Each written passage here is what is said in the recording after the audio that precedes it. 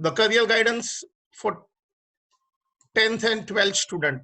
Appear 10th would like to go in commerce, or at least they should have complete information. सब पूरी जानकारी होनी चाहिए कि यदि वो 10th के बाद कॉमर्स में जाना चाहते हैं तो उनका फ्यूचर क्या है. That is a purpose. दूसरी बात, सपोज हमारे में से कुछ बच्चे लोग ने ऑलरेडी 12th कॉमर्स की एग्जाम दे दी है, तो 12th के बाद वो लोग के पास क्या क्या ऑप्शंस है. सो 10th एंड 12th का हम डिस्कशन करेंगे. पहले हम 12th की बात करेंगे, फिर 10th की बात करेंगे. लेकिन ऐसा नहीं है कि 12th की बात करते हैं तो 10th वाले को सुनना नहीं है. उनको इनफैक्ट उनको पहला सुनना है कि वो लोग कॉमर्स में जाने के बाद वो क्या करने वाले हैं. तो एग्जैक्टली सबको सुनना है. 10th वाले को भी सुनना है, 12th वाले को भी सुनना है, क्योंकि दोनों ओवरलैपिंग है. कोई ग्रेजुएट्स है उनको भी ये सुनना है, क्योंकि बहुत सारी आपको जानकारी दिया जाएगा. The session will be a long session. आपके जो भी क्वेरी है वो पूरा जो सेमिनार हो जाएगा उसके एंड में लेगा, ताकि इन बिटवीन हमारे को कोई डिस्टर्बेंस ना हो. उस वक्त मैं आपको अनम्यूट भी करेगा, आप बोल के भी पूछ सकते हैं क्वेश्चन, या चैट विंडो में भी आप पूछ सकते हैं. ऑलराइट, आप जैसे देख सकते हैं, you can very well see yourself only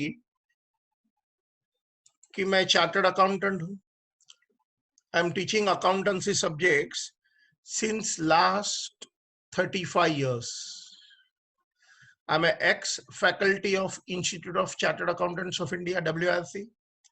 अभी इस वक्त मिठीबाई कॉलेज में मैं बीकॉम ऑनर्स नाम का जो कोर्स है उसका प्रोग्राम इंचार्ज हूँ. अल्पेश सर ने जो अल्फा माइंड ट्रेनिंग प्रोग्राम किया था, that has helped many students to achieve their goals of health, wealth, career and prosperity. 12th standard के बाद आपको कोई अकाउंट्स के क्लास करने की अभी जरूरत नहीं है. यूट्यूब में मेरी फ्री चैनल है ट्रेजर ऑफ अकाउंट्स. आप FIBCom, SYBCom, TYBCom, intermediate CA सब वीडियो इसके ऊपर आप देख सकते हैं. ऑफ कोर्स मैं कॉमर्स ग्रेजुएट हूँ, लॉ ग्रेजुएट हूँ, मैं चार्टर्ड अकाउंटेंट भी हूँ, मैं कॉस्ट अकाउंटेंट भी हूँ. I'm holding Master in Business Finance certificate from Institute of Chartered Accountants of India, Diploma in International Financial Reporting System from ACCA UK, and PhD in Commerce. अब हम लोग, जैसे मैंने पहले ही बोला है, मैं सबसे पहले 12th स्टैंडर्ड स्टार्ट कर रहा हूं. इसका मतलब ये नहीं है कि आपको 10th वाले को सुनना नहीं है, दोनों ओवरलैपिंग है. सो आपको 10th एंड 12th दोनों ये सुनना है. ऑलराइट, सो पहले हम लोग 12th की बात कर रहे हैं, बट साथ साथ ऑटोमेटिकली 10th भी है, क्योंकि बहुत कुछ ओवरलैपिंग आई है हमारा. अब हमारा पहला क्वेश्चन ये आता है पेरेंट्स के माइंड में, स्कोप किस में है. क्या मतलब मैं चार्टर्ड अकाउंटेंट बनूं तो स्कोप है, लॉयर बनेगा तो स्कोप है, कंपनी सेक्रेटरी या mehndi designing, LIC agent, scope किस में है. तो आंसर बहुत सिंपल है, all options are equally good. All options अच्छे हैं, they compete with each other. The lots of opportunities available in every course. ये पहली बात समझ के रखो, आप कुछ भी करो उसमें स्कोप है. That's the first thing you understand.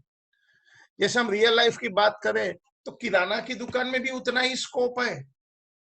Big बाजार लास्ट में तो किराना की दुकान ही है ना. हाइपर सिटी भी तो किराने की दुकान है.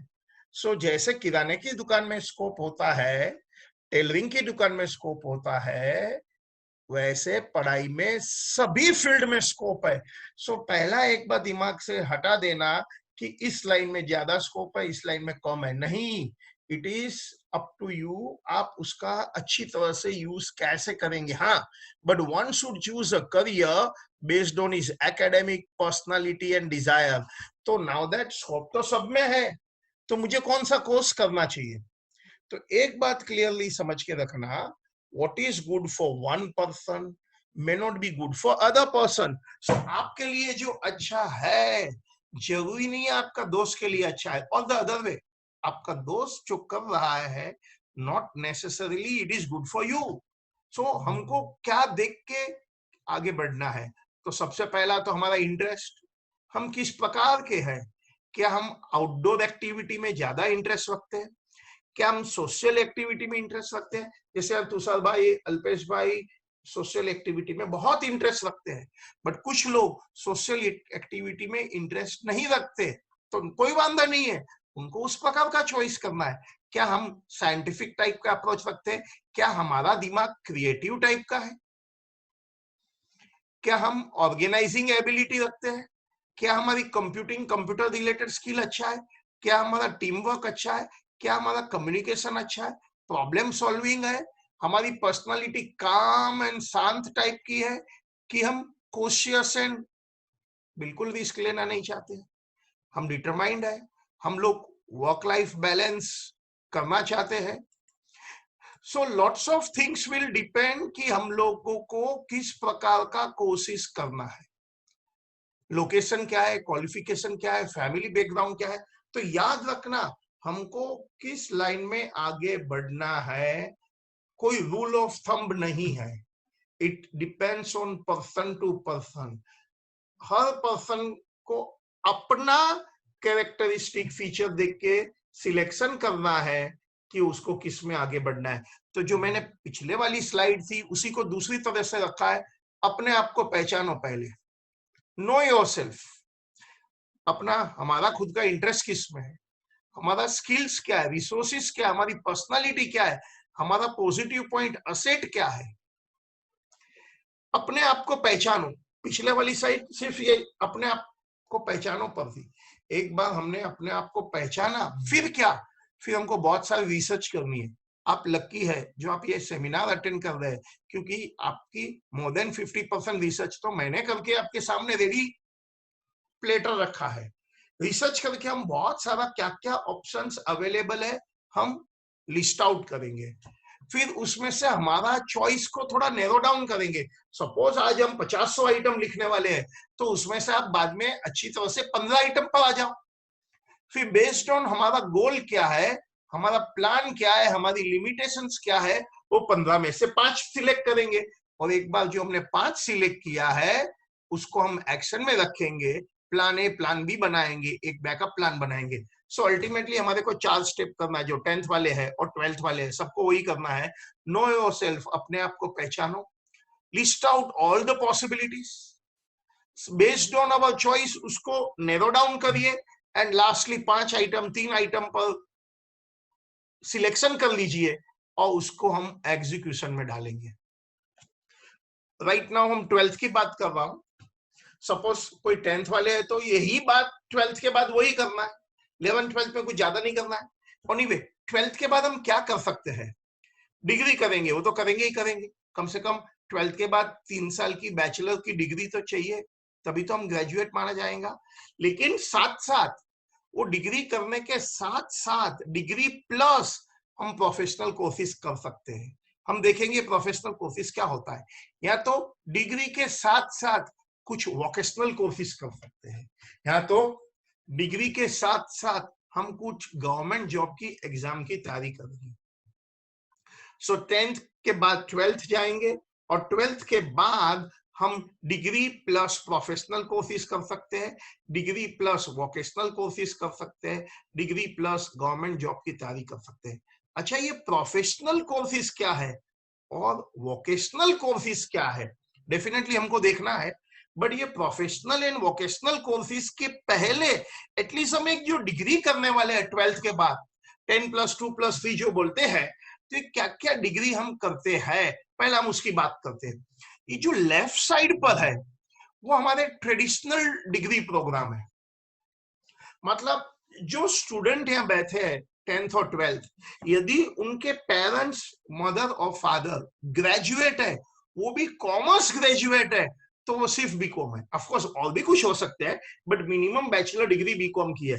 उनके पास ये नीचे जो भी मैंने लिखा है, बीएमएस से लिखे बीएससी इकोनॉमिक्स, उनमें से कुछ भी नहीं है, क्योंकि आपके पेरेंट्स के टाइम पर ये सब चॉइस अवेलेबल नहीं था। अब जब चॉइस ही नहीं है तो हम करने का सवाल नहीं आता। ओके, सो बीकॉम के बारे में मुझे ज्यादा डिस्कशन नहीं करना है, क्योंकि हम सबको पता है कि 12th स्टैंडर्ड के बाद बीकॉम एक 3 इयर्स का डिग्री प्रोग्राम होता है। जिसमें अकाउंट्स पढ़ते हैं, कॉस्टिंग, टैक्स वगैरह पढ़ते हैं, इकोनॉमिक्स पढ़ते हैं, कुछ कॉमर्स बिजनेस रिलेटेड सब्जेक्ट, कुछ मैनेजमेंट, ह्यूमन रिसोर्स मैनेजमेंट वगैरह के बारे में पढ़ते हैं। ये एक बेस प्रोग्राम है। जैसे मैंने पहले ही बोला कि इंडिया में पहले, आज से 15-20 साल पहले, बी कॉमर्स में बीकॉम ही एक डिग्री प्रोग्राम हुआ करता था। लेकिन अब बीकॉम के बारे में मुझे ज्यादा नहीं बताना है। It's a base program, it's a degree program, 3 years program, and हम इसमें accounting related work, auditing, tax related work, management and commerce related work पढ़ते हैं। बीकॉम करने के बाद हमें और पोस्ट ग्रेजुएशन वगैरह की पढ़ाई करनी पड़ेगी। चलते ही बीएमएस क्या है? इसका नाम है bachelor of management studies. Mumbai university जो डिग्री देती है उसका नाम है बैचलर ऑफ मैनेजमेंट स्टडीज। लेकिन मुंबई अलावा बहुत सारी जो दूसरी यूनिवर्सिटी देती है वो इसी कोर्स का दूसरा नाम दिया है BBA, bachelor of business administration. तो एक सिंपल बात याद रखना, बीएमएस और बीबीए एक ही है। यदि वो मुंबई यूनिवर्सिटी है तो बीएमएस है, और दूसरी कोई यूनिवर्सिटी है तो बीबीए है, bachelor of business administration. It is same. ये मिनी एमबीए है। ये क्या होता है मिनी एमबीए? अरे आपकी जो दिल की ख्वाहिश है ना, मुझे एमबीए करना है, तो आप जो एमबीए में 2 साल में पढ़ने वाले हैं वो सबके सब सब्जेक्ट, मैंने बोला सबके सब सब्जेक्ट हम बीएमएस में पढ़ते हैं, 3 साल के अंदर पढ़ते हैं, थोड़ा सा लोअर लेवल बैचलर्स लेवल पढ़ते हैं। So I can say mini MBA है। अच्छा, ये किसको करना चाहिए? देखो, जिसको बहुत रिगरस पढ़ाई नहीं करनी है, कुछ ज्यादा ही ज्यादा पढ़ाई नहीं करनी है, कोई कोई लोग तो छोड़ते हैं 12th के बाद ही धंधे में लग जाए और कुछ नौकरी कर ले, खुद का बिजनेस है लेकिन ज्यादा पढ़ाई नहीं करनी है, तो उनके लिए बेस्ट ऑप्शन है। सपोज भविष्य में आप एमबीए भी नहीं करना चाहते, बस एक ग्रेजुएशन डिग्री लेना चाहते हैं, धंधे में अभी से ही लग जाना चाहते हैं, 12th के बाद ही पार्ट टाइम तो मैं अपने बिजनेस में लगेगा, लेकिन कुछ तो ग्रेजुएशन की डिग्री होनी चाहिए, तो उनके लिए बीएमएस तो बहुत ही अच्छा कोर्स है। ये मिनी एमबीए। एक बात याद रखना, सभी मैनेजमेंट सब्जेक्ट हम पढ़ने वाले हैं। बेफ क्या है? वैसे कभी कभी हम इसको bachelor of accounting and finance बोलते हैं, लेकिन सही वर्ड है BCom with accounting and finance specialisation. So ये भी बीकॉम ही है, जैसे ऊपर ये बीकॉम था, ये भी बीकॉम है, लेकिन ये मिनी सीए है। What is the meaning of the word mini CA? अरे भाई, जो सब्जेक्ट सब इंटरमीडिएट सीए आईपीसीसी में पढ़ने वाले हैं, वो सभी सब्जेक्ट्स उतनी डेप्थ में नहीं, मगर बैचलर लेवल पर, अंडर ग्रेजुएट लेवल पर बेफ में कवर अप होता है। सो जैसे बीएमएस मिनी एमबीए है, तो बेफ एक मिनी सीए है। सीए रिलेटेड मेन सभी सब्जेक्ट का आपको ज्ञान बेफ करने में हो जाता है। सो कोई मुझे पूछे बीकॉम अच्छा है कि बेफ अच्छा है, तो टेक्निकली तो between BCom and BAF can be a better degree than the BCom, उतना मैं बोल सकता हूं। ठीक है, bachelor of mass media. Mass media में क्या आता है? प्रिंट मीडिया और इलेक्ट्रॉनिक्स मीडिया। इनफैक्ट अपनी ये जो सेमिनार चल रही है electronics media, it's a part of mass media. बहुत स्कोप है। हाँ, प्रिंट मीडिया का स्कोप कम होते जा रहा है, लेकिन इलेक्ट्रॉनिक्स मीडिया, सोशल मीडिया का स्कोप इतना बढ़ रहा है कि भविष्य सिर्फ यही है। एवरी बिजनेस को इसकी यूज होती है। सो ये मास मीडिया में हम सोशल मीडिया भी पढ़ते हैं, अदर इलेक्ट्रॉनिक्स मीडिया भी पढ़ते हैं। सो जिसको एकेडमिकली ज्यादा पढ़ाई नहीं करनी है, मतलब अकाउंट, कॉस्टिंग, मैथ्स के चक्कर में नहीं गिरना है, तो आप 12th के बाद मास मीडिया पक्का कर सकते हैं। मैं तो एक बात बोलता हूं, जैसे जितने भी बिजनेसमैन होते हैं ना, दुकान वाले, मीडियम दुकान वाले, बड़ी दुकान वाले, फैक्ट्री वाले, पता उनको सबको एक अकाउंटेंट लगता है। बड़ा धंधा है तो फुल टाइम अकाउंटेंट रखते हैं। पता है छोटा बिजनेस है ना, तो एक पार्ट टाइम अकाउंटेंट होता है। तो जो पार्ट टाइम अकाउंटेंट का जो काम करता है ना, he may have 10, 20, 30 shopkeeper as a client. Exactly, भविष्य में याद रखना, हर बिजनेस को एक सोशल मीडिया कंसल्टेंट लगेगा।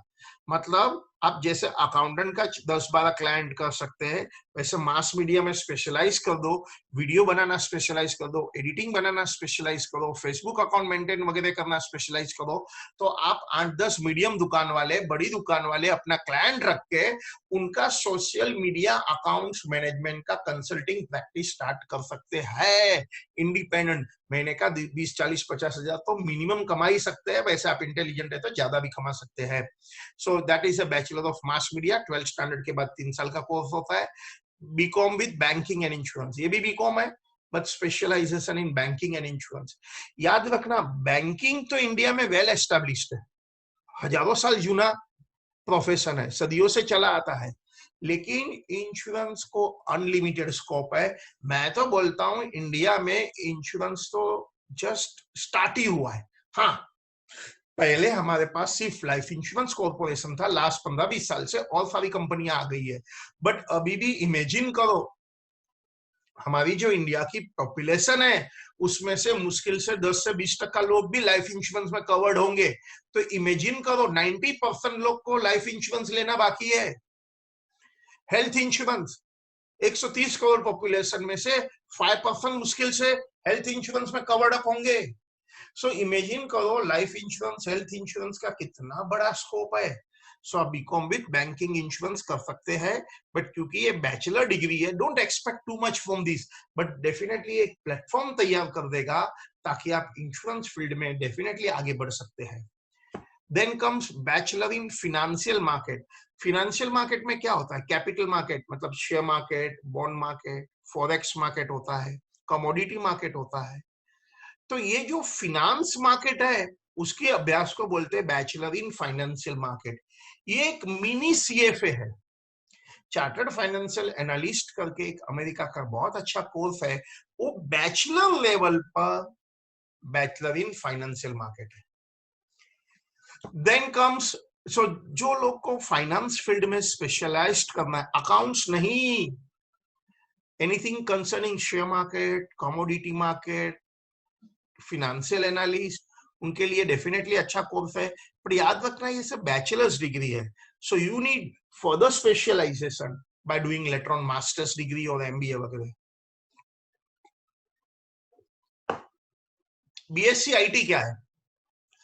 देखो, जिसकी ख्वाहिश थी कि 10th के बाद मुझे इंजीनियरिंग करना है, बट कोई भी रीजन से वो साइंस में जाके इंजीनियरिंग इन इंफॉर्मेशन टेक्नोलॉजी न किया, मगर कॉमर्स में आ गए, लेकिन दिमाग तो अभी भी दिल दिमाग उधर ही है, तो आपके पास और एक अपॉर्चुनिटी है कि 12th के बाद bachelor of science information technology कर सकते हैं। सभी कॉमर्स, बड़ी बड़ी सब कॉमर्स कॉलेज में एक कोर्स अवेलेबल है। जिसने 12th स्टैंडर्ड में मैथमेटिक्स ऐसे सब्जेक्ट्स लिया होता है उसको बीएससी आईटी में एडमिशन मिल सकता है। किसी ने 12th स्टैंडर्ड में मैथ्स नहीं लिया है तो फिर उसको बैचलर ऑफ कंप्यूटर एप्लीकेशन में एडमिशन मिल सकता है। So it's information technology, software engineering का कोर्स है। बीकॉम ऑनर्स क्या है? मिठीबाई कॉलेज और नरसिम्हा मोंजी कॉलेज अभी सेल्फ फाइनेंसिंग बन गई है, तो उन्होंने एक सीए स्पेशल बीकॉम स्टार्ट किया है। जब कोई भी कॉलेज सेल्फ फाइनेंसिंग बन जाती है, जैसे मलाड में एनएल कॉलेज है, मिठीबाई कॉलेज है, नरसिम्हा मोंजी कॉलेज है, सेंट जेवियर्स है, सोमैया है, वो सब कॉलेज अभी सेल्फ फाइनेंसिंग बन गई है, ऑटोनोमस बन गई है। I will use the word not self financing but autonomous बन गई है। ऑटोनोमस मींस उन लोग खुद का कोई नया प्रोग्राम स्टार्ट कर सकते हैं। तो वैसे मिठीबाई कॉलेज, नरसिम्हा मोंजी कॉलेज ने बीकॉम ऑनर्स का कोर्स स्टार्ट किया है। ये सिर्फ बीकॉम ऑनर्स पर नाम मत जाओ, ये सीए स्पेशल बीकॉम ऑनर्स है। मतलब इंटरमीडिएट सीए में जितने भी सब्जेक्ट्स पढ़ते हैं वो सबके सब subject same to same syllabus BCom honours में हमने रखा है।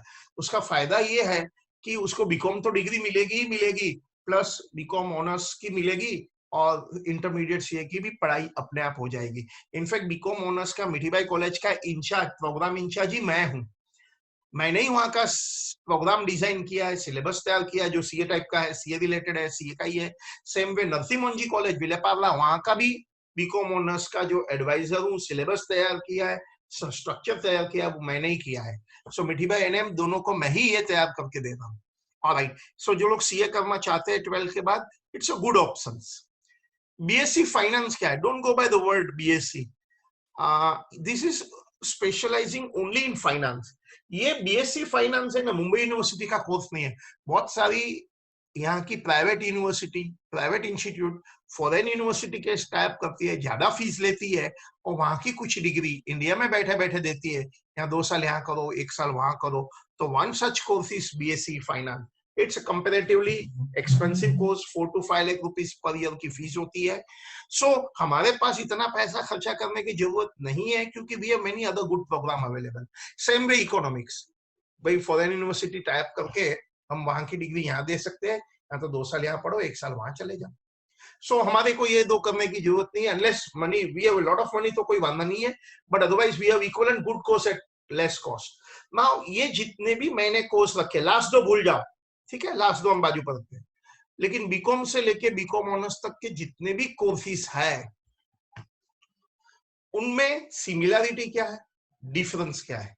सिमिलरिटी ये है, सबके सब बीकॉम से लेके बीकॉम ऑनर्स तक मुंबई यूनिवर्सिटी के कोर्स है, समझ में आया? ये बॉम्बे यूनिवर्सिटी का कोर्स है, सो 12 + 3 इयर्स। डिफरेंस क्या है? मेन डिफरेंस क्या है पता है? ये जो बीकॉम कोर्स है ना, वो गवर्नमेंट फंडेड होता है, ग्रांट बेस्ड है, एडेड कोर्स होता है। मतलब यदि मैं NM college, Mithibai college, Dalmia college, Patkar college, Sathe college, ये और क्या बोलते हैं, Dhanukar college, MM K college, Jai Hind, HR वगैरह से मैं करता हूं ना, तो बीकॉम की फीस हार्डली कुछ 5-6 हजार रुपया है, क्योंकि गवर्नमेंट पैसा देती है।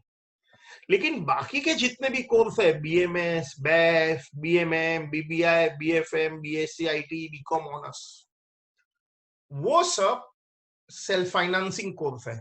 मतलब वो सब कोर्स में गवर्नमेंट पैसा नहीं देती, एंड क्योंकि गवर्नमेंट पैसा नहीं देती, बीएमएस से लेके बीएससी आईटी तक का जितने भी कोर्सेस है उनकी फीस थोड़ी ज्यादा होती है।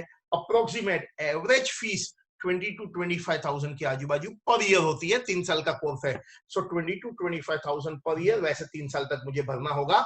बीएमएस से लेके बीएससी आईटी तक का बीकॉम ऑनर्स की फीस थोड़ी और ज्यादा होती है, ठीक है। लेकिन बीकॉम ऑनर्स में एक डिवीजन में एक क्लास में 120 बच्चे बैठते हैं, क्योंकि गवर्नमेंट पैसा देती है, फीस हार्डली 5-6 हजार। लेकिन बीएमएस से लेके बीएससी आईटी बीकॉम ऑनर्स तक का जो कोर्स होता है, उसमें जनरली वन डिवीजन में 60 स्टूडेंट बैठते हैं। अच्छा, बीकॉम बीएमएस से लेके बीकॉम ऑनर्स तक के सेल्फ फाइनेंसिंग की जो पढ़ाने की स्टाइल है, थोड़ी प्रैक्टिकल अप्रोच है, मोर प्रोजेक्ट, मोर प्रेजेंटेशन, एंड थोड़ा पढ़ने में मजा आएगा, उस प्रकार का कोर्स है। तो यदि हमको बीएमएस, बैफ, बीएमएम, बीबीआई वगैरह में एडमिशन मिलता है, सीट्स लिमिटेड होती है, तो आप जरूर से ये कोर्स कर सकता है। दूसरी बात, जो 12th अपीयर्ड हुए हैं उनको अपनी ही कॉलेज में बीकॉम में as a in house quota apply करना होता है, क्योंकि उनकी सीट रिजर्व्ड होती है। यदि आप कम परसेंटेज भी लाते हैं, मैं तो बोलता हूँ खाली पास भी हो जाते हैं, तो भी में बीकॉम में अपनी कॉलेज में, रिस्पेक्टिव कॉलेज में एडमिशन पक्का है। तो जैसे ही 12th का रिजल्ट आ जाता है, एडमिशन खुलता है, तो सबके सब बच्चे जो यहाँ बैठे हैं, एटलीस्ट बीकॉम में, रेगुलर बीकॉम में पहला तो एडमिशन कंफर्म्ड कर लेना, फिर आप एक्स्ट्रा फॉर्म भर के बीएमएस, बैफ, बीएमएम, बीबीआई जिसमें इंटरेस्ट रखते हैं उसका फॉर्म एक अलग से भरना होगा। लेकिन अपनी कॉलेज में ये सब में अपनी सीट रिजर्व नहीं होती है। मतलब हमारी खुद की कॉलेज और बाहर वाली खुद की कॉलेज के बच्चे, सबके साथ हम कॉम्पीट करते हैं, मेरिट बेस्ड एडमिशन होता है, अपने को इन हाउस कोटा का फायदा नहीं होता।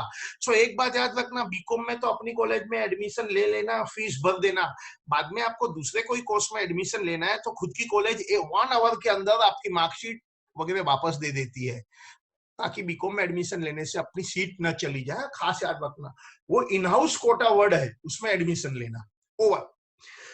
तो ये सब हमारा डिग्री कोर्सेज के बारे में था। अब चलते, ये राइट साइड क्या है?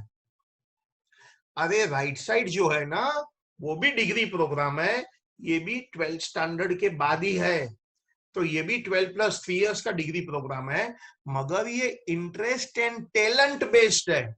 मतलब यदि मुझे उस लाइन में इंटरेस्ट है, टैलेंट है, मुझे ज्यादा एकेडमिक्स, ट्रेडिशनल अकाउंट, मैथ्स वगैरह नहीं पढ़ना है, तो मैं सोच सकता हूं मैं interest and talent based program भी कर सकता हूं। जैसे बैचलर ऑफ डिजाइन, इसमें हम interior designing, fashion designing, textile designing, जिसमें हमको इंटरेस्ट है वो वाली डिजाइनिंग पढ़ते हैं। जैसे आईआईटी, आईआईएम इंजीनियरिंग एमबीए के लिए टॉप मोस्ट इंस्टीट्यूट माना जाता है, वैसे डिजाइनिंग के लिए गवर्नमेंट की जो इंस्टीट्यूट है उसका नाम है national institute of designing, NIT. Ahmedabad में हेडक्वार्टर है, नवी मुंबई में भी है, वो बेस्ट है। बट वहां एडमिशन बहुत चैलेंजिंग होता है, बट उसके अलावा दूसरी बहुत सारी private institutes and other institute bachelor of design की डिग्री कोर्सेज करते हैं। Bachelor in animation and multimedia तो हम समझते हैं, graphic, multimedia, animation, computer related है, वो हम सब समझते हैं। सो यदि हमको इसमें इंटरेस्ट है तो हम इसमें डेफिनेटली जा सकते हैं। Now BA BSc in hospitality and travel, don't go by the name BA BSc. Hospitality and travel में किसको हम लोग इंक्लूड करते हैं? Tours, travel, hotel. होटल माने खाना बनाना नहीं, वो होटल मैनेजमेंट का कोर्स है। तो टूर्स, ट्रैवल, होटल इंडस्ट्री जहाँ कस्टमर फोकस्ड इंडस्ट्री है, सर्विस ओरिएंटेड इंडस्ट्री है, वो मुंबई यूनिवर्सिटी का 3 साल का कोर्स है। गोरेगांव में पाटकर कॉलेज में है, बहुत सारी कॉलेज में चलता है। BA in film, television, media production. Again, don't go by the word BA. Films, television and media production. नाम ही बताता है। अरे भाई TV serial, video film, documentary, drama, वो सब एक्टिंग मॉडलिंग नहीं बोल रहा हूं मैं। उसका pre production work, post production work, direction, story, lyrics, वो सब इसमें इंक्लूड किया जाता है। एक्टिंग मॉडलिंग छोड़ के सब कुछ। याद रखना है मुंबई यूनिवर्सिटी का कोर्स है। ऑब्वियसली फीस थोड़ी ज्यादा होती है, क्योंकि ये राइट साइड वाले जितने भी कोर्स है ना, गवर्नमेंट फंडेड नहीं है। एंड क्योंकि गवर्नमेंट फंडेड नहीं है तो obviously you will have to pay high fees. ये कहाँ है? Film, television, media production, Vile Parle में यूपीजी, उसमें है, मिठीबाई बिल्डिंग यूपीजी कॉलेज में है, मलाड में सराफ कॉलेज में भी है, और दूसरी कॉलेज इसमें भी है। Bachelor in journalism and mass communication हम समझते हैं, जैसे बीएमएम है, करीब करीब उसी टाइप का है, but BMM is talking more of electronics media also, या more of a print media को कवर अप किया जाता है, बट दोनों कवर अप करते हैं। बैचलर इन होटल मैनेजमेंट, हाँ, ये 12th के बाद 3 साल का होटल मैनेजमेंट का कोर्स है। This includes cooking also, but हमारे लिए जनरली जैन लोग के लिए, जो हम वेजिटेरियन लोग हैं, वो जो ज्यादा जैन है वो तो ऑनियन पोटैटो भी नहीं खाते हैं, तो जनरली वो इस लाइन में थोड़ा कम पसंद करते हैं, क्योंकि ज्यादा करके अभी जितनी कॉलेजेस है होटल मैनेजमेंट की, उसमें वेज नॉन वेज दोनों कुकिंग होता है। But there is a huge demand and कि भाई हमको सिर्फ वेजिटेरियन कुकिंग में ही इन्वॉल्व होना है, हमको नॉन वेजिटेरियन से कोई लेना देना नहीं है। So you can talk to the hotel management, जहां करना चाहते हैं कि I would like to do only hotel management course लेकिन वेजिटेरियन कुकिंग के साथ, तो इट्स अ गुड ऑप्शन, बहुत अच्छा ऑप्शन है। और इवन बैचलर ऑफ आर्ट्स इन योगा, योगा की डिग्री का भी 12th स्टैंडर्ड के बाद कोर्स है। तो मुंबई में सोमैया कॉलेज है, और भी कोई कॉलेज हो सकती है। अब आप ध्यान से देखेंगे, यहाँ हम ट्रेडिशनल अकाउंट, मैथ्स, ऐसा सब कुछ नहीं पढ़ते हैं, बट ये हमारे, ये कॉमर्स वाले हैं, हम कॉमर्स वाले सब कर सकते हैं। बट अब लोग का, यदि मुझे उस लाइन में इंटरेस्ट है, टैलेंट है, तो इसमें से मैं बहुत कुछ कर सकता हूँ। यदि मैं इसमें से कुछ करता हूं तो बस तुम्हारा ये सेमिनार इधर ही खत्म हो जाता है, आपको आगे कुछ ज्यादा सोचना नहीं है। बट यदि मैं लेफ्ट साइड वाले में से करता हूं तो मुझे और भी कुछ करना पड़ेगा, क्योंकि राइट साइड वाला तो एक इंटरेस्ट एंड टैलेंट में खुद ही एक करियर है। आप इसमें जितना डीप में जाओ उतना जाओ, get a work experience, get a expertise, and ultimately इस लाइन में आप आगे बढ़ो। बट यदि हम ट्रेडिशनल प्रोग्राम करते हैं, और ज्यादा करके बच्चे लोग लेफ्ट साइड वाले में ही जाते हैं, क्यों? क्योंकि उनको पता ही नहीं होता है 12th के बाद वो लोग क्या करना चाहते हैं। तो ग्रेजुएट तो होना ही है, अपना आजू बाजू ऊपर नीचे सब ग्रेजुएट हो रहे हैं, बीकॉम हो गया तो हमको भी होना है, तो बिना सोचे समझे हम बीकॉम में तो एडमिशन एक बार ले ही लेते हैं। एंड कभी कभी ऐसा भी होता है, टीओ बीकॉम के बाद बच्चे लोग हमारे को आके पूछते हैं, सर अभी मैं ग्रेजुएट हो गया हूँ, अभी मैं क्या करूँ? तब मुझे बहुत गुस्सा आ जाता है, क्योंकि टीवाई बीकॉम के बाद, ग्रेजुएशन होने के बाद मैं क्या करूँ, उसका आंसर तुम्हारे दिमाग में 12th के बाद क्रिस्टल क्लियर होना चाहिए था कि तुम क्या करने वाले। यहाँ अभी जो अटेंड कर रहे हैं 10th वाले, वो तो और लकी है, क्योंकि उनको क्लियर रोड मैप मालूम है अपना आगे कि मेरा 10 to 12 क्या है, 12 to टीवाई क्या है, टीवाई के बाद मैं लाइव क्या काम करने वाला हूँ। आगे आगे आप देखेंगे बहुत सारी आपको जानकारी दिया जाएगी। But right side is very good. Fees थोड़ा ज्यादा होगा, जैसे बीकॉम से ये सब बीएमएस वगैरह 25,000 है, हो सकता है इसकी फीस और भी ज्यादा होगा, बट स्टिल आपको इसमें इंटरेस्ट है तो आप आगे पक्का बढ़िए, and it's a good career opportunity. अब मैं जाता हूं, मैंने यहां देखो क्या लिखा था, डिग्री प्लस प्रोफेशनल, बाद में मैं बताएगा डिग्री प्लस वोकेशनल। अब मैं राइट साइड वाला करता हूं तो मेरे को और आगे कुछ सोचना ही नहीं है, प्रोफेशनल क्या आता है वो भी नहीं सोचना है, वोकेशनल क्या है वो भी नहीं सोचना है, मुझे बस यही करना है जो राइट साइड में है। बट सपोज मैं लेफ्ट साइड वाला करता हूं ना, तो ये इनफ नहीं है, इनफ नहीं है। आपको ट्रेडिशनल डिग्री कोर्सेज के साथ आपको और कुछ करना पड़ेगा, या तो प्रोफेशनल कोर्स में जाना होगा या तो वोकेशनल कोर्स में जाना होगा। अच्छा, ये प्रोफेशनल कोर्सेज क्या है, वोकेशनल कोर्सेज क्या है, दोनों की समानता क्या है, सिमिलरिटी क्या है? समानता, सिमिलरिटी तो ये है कि दोनों में पढ़ाई इन्वॉल्व है, दोनों में वर्क एक्सपीरियंस लगेगा 2-3 साल का, दोनों आदमी कभी अनएम्प्लॉयड नहीं रहेंगे, खुद का गुजारा तो कर ही लेंगे। ओके, सो समानता क्या है, प्रोफेशनल प्लस वोकेशनल दोनों में पढ़ना है, दोनों में 2-3 साल की ट्रेनिंग लेना है ताकि हम एक्सपर्टाइज हो जाए, और दोनों में हम अनएम्प्लॉयड कभी नहीं रहेंगे, अपना गुजारा तो अच्छी तरह से कर ही लेंगे। ओके, तो फर्क क्या है? फर्क बहुत है, जमीन आसमान का फर्क है। पहला फर्क, जो प्रोफेशनल कोर्सेज है ना, उसकी पढ़ाई रिगरस है, चैलेंजिंग है। दूसरी बात, क्योंकि पढ़ाई रिगरस है, चैलेंजिंग है, उनमें जो पासिंग परसेंटेज होगा एग्जाम का वो कम होगा, डिमांड ज्यादा है, सप्लाई कम है, करके उन लोग की इनकम ज्यादा होती है, सोशल स्टेटस भी ज्यादा होता है।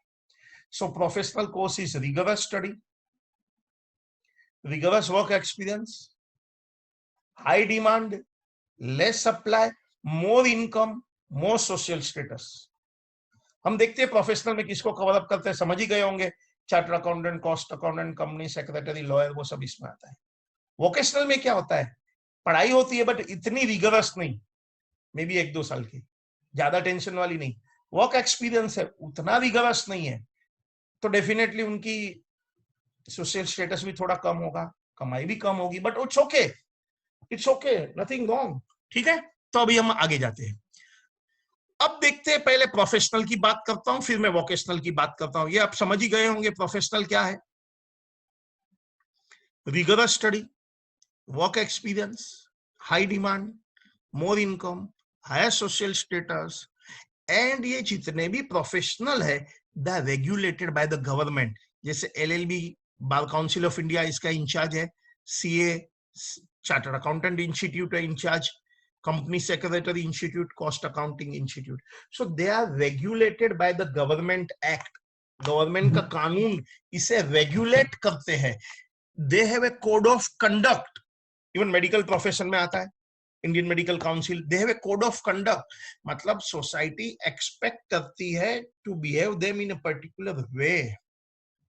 ठीक है, तो हम 12th के बाद की बात करते हैं, chartered accountant, cost accountant, company secretary, LLB and other. पहले मैं प्रोफेशनल की बात कर रहा हूं, ठीक है, फिर हम वोकेशनल पर जाते हैं। अब chartered accountant, cost accountant and company secretary को मैंने कंपैरेटिवली साथ में रखा है, और एलएलबी को मैं बाद में बात करता हूं। Now chartered accountant specialize in accounts, cost accounting, income tax, GST. Company secretary more of a legal matter, क्योंकि अभी एलएलपी लिमिटेड लायबिलिटी पार्टनरशिप है, प्राइवेट लिमिटेड कंपनी है, पब्लिक लिमिटेड कंपनी है, गवर्नमेंट की तरफ से बहुत सारा कंप्लायंस है, बहुत सारा रूल्स एंड रेगुलेशन फॉलो करना होता है, वो सब कंपनी सेक्रेटरी देखता है। It's more of a legal and compliance work. Cost accountant, they specialized in cost reduction, cost control, cost audit, little bit of taxation also, कोई लोग स्पेशलाइज करते हैं। सो ये चार्टर्ड अकाउंटेंट है, ये legal, company secretary, cost accountant comes in between. जिसका maths पढ़ना ही नहीं है, अकाउंट्स भी ज्यादा नहीं पढ़ना है, थियोरी सब्जेक्ट्स अच्छे हैं, लॉ वगैरह सब्जेक्ट्स अच्छे हैं, तो उनके लिए कंपनी सेक्रेटरी है। कंपनी सेक्रेटरी किसको करना है, जिसको अकाउंट्स वगैरह ज्यादा नहीं पढ़ना है, मैथ्स तो बिल्कुल नहीं पढ़ना है, they are good in theory, then they are fit for company secretary. लेकिन जो लोग का अकाउंट्स बहुत अच्छा है, तो उनको chartered accountant and cost accountant, CMA मतलब कॉस्ट एंड मैनेजमेंट अकाउंटेंट, हम टेक्निकली कॉस्टिंग बोलते हैं, कॉस्ट अकाउंटेंट बोलते हैं, पहले का नाम इसका आईसीडब्ल्यू था, अभी नया नाम है सीएमए, दोनों एक ही है। ओके, तो ये जो है सीए एंड कॉस्ट अकाउंटेंट दोनों करने के लिए आपका अकाउंट्स अच्छा होना चाहिए। ओके, तो फिर हम दोनों में से एक करेंगे। अच्छा, मैं जो यहाँ बैठा हूं मैंने तो डिक्लेयर कर दिया है कि मैं तो अकाउंट्स का चैंप हूं। यदि मैं अकाउंट्स का चैंप हूं तो मैं चार्टर्ड अकाउंटेंट करूं कि कॉस्ट अकाउंटेंट करूं, मैं बताएगा आगे। बट तीनों साथ में क्यों कंपेयर किया है पता है? वो सबकी आगे बढ़ने की स्टाइल सेम है। जैसे तीनों में एंट्रेंस एग्जाम होगा, अभी सीपीटी पहले था नाम, अभी इधर भी सीए फाउंडेशन हो गया, ICW foundation, company secretary foundation, एक फाउंडेशन एग्जाम है। सपोज आप अभी 12th स्टैंडर्ड बैठे हैं ना, तो अभी नवंबर में सीए फाउंडेशन आ जाएगा, दिसंबर में costing and company secretary foundation आ जाएगा। 4 सब्जेक्ट्स होता है, 4 पेपर होता है, 400 मार्क की एग्जाम है। It's entrance exam. But real study आपकी इंटरमीडिएट से स्टार्ट होती है। Don't go by the name, inter है, आईपीसीसी है, एग्जीक्यूटिव है, वो सब नाम छोड़िए। एक बार ये फाउंडेशन हो गया, एंट्रेंस हो गया, बाद में जो रियल स्टडी है वो इंटर और फाइनल की है। So actual professional study inter और फाइनल का होता है। जैसे इधर इंटर सीए नाम है, इंटर कॉस्टिंग नाम है, एग्जीक्यूटिव नाम है। ये रफली यदि मैं नवंबर या तो दिसंबर में फाउंडेशन करता हूं, तो नेक्स्ट नवंबर या तो नेक्स्ट दिसंबर में मैं सीए या तो कॉस्टिंग या तो कंपनी सेक्रेटरी का इंटरमीडिएट का कोर्स कर सकता हूं। और उसके बाद इंटर के बाद रफली 2.5 ईयर के बाद मेरी फाइनल की एग्जाम आएगी। सो अभी मैं एक बार एंट्रेंस एग्जाम पास करता हूं तो करीब करीब 3.5 to 4 ईयर लगता है, से 3 to 4 ईयर्स लगता है। और आज से मैं गिनता हूं रफली तो अबाउट 4 ईयर्स का टाइम है। सो 12th के बाद रफली ये 4.5 ईयर तक का जाता है। बट यदि तीनों में से आपके पास कोई भी प्रोफेशनल क्वालिफिकेशन है तो इसके जैसा कुछ भी नहीं है दुनिया में। Your foundation is very very strong. आपका भविष्य बहुत उज्जवल है। I will use this word, बहुत उज्जवल है। आप तीनों में से कुछ भी कर दिया, लाइफ भर आप अनएम्प्लॉयड नहीं रहेंगे, लाइफ भर आप भूखा नहीं मरेंगे, याद रखना ये बात। लेकिन क्योंकि ये प्रोफेशनल डिग्री है, चैलेंजेस आएगी। जनरली हम किसी को बोलते हैं ना, ये chartered accountant, cost accountant, company secretary करो, तो उनके दिमाग में पहला ख्याल आता है कि भाई result of professional exam is very low, passing percentage कम है। हम जानते हैं सीए में 15-20% पास होते हैं। मैं बोलता हूं वो पासिंग परसेंटेज कम है तो अच्छी खबर है या बुरी खबर है? आंसर, इंटेलिजेंट स्टूडेंट के लिए अच्छी खबर है। क्यों अच्छी खबर है? That means supply of CA is less. यदि सीए की एग्जाम का रिजल्ट 100% आएगा तुमको चलेगा? अरे बिल्कुल नहीं चलेगा। तो वो बीकॉम ही हो जाएगा ना। हर आदमी सीए होगा तो उसकी वैल्यू नहीं रहेगी, वो सीए कहां रहेगा, वो तो बीए बन जाएगा। So result is low is a positive point. हम मानते they are difficult, answer there is no word like difficult, but there is a challenge, yes. But यदि मेरे पास एबीसीडी है तो मैं पक्का ये प्रोफेशनल कोर्सेज कर सकता हूं। Right attitude, determination, self confidence, मेरा अकाउंट्स वगैरह बेसिक फंडामेंटल स्ट्रांग है, मैं एफर्ट कंसिस्टेंटली करने वाला हूं, आगे ही बढ़ने वाला हूं, full dedication, and I enjoy study, तो फिर प्रोफेशनल जैसा कुछ नहीं है। यदि मैं प्रोफेशनल नहीं बन सकता हूं तो मुझे प्लान बी में देखना होगा, अब मैं क्या कर सकता हूं। याद रखना, 12th के बाद यदि आप प्रोफेशनल नहीं बन सकते हैं, इट्स ओके, डोंट वरी, तो हम प्लान बी में जाएंगे कि हमारे पास सेकंड ऑप्शन क्या है। सो फर्स्ट ऑप्शन 12th के बाद प्रोफेशनल डिग्री होगी। हाँ, प्रोफेशनल डिग्री हमारे बीकॉम बैफ वगैरह के साथ साथ हो सकता है।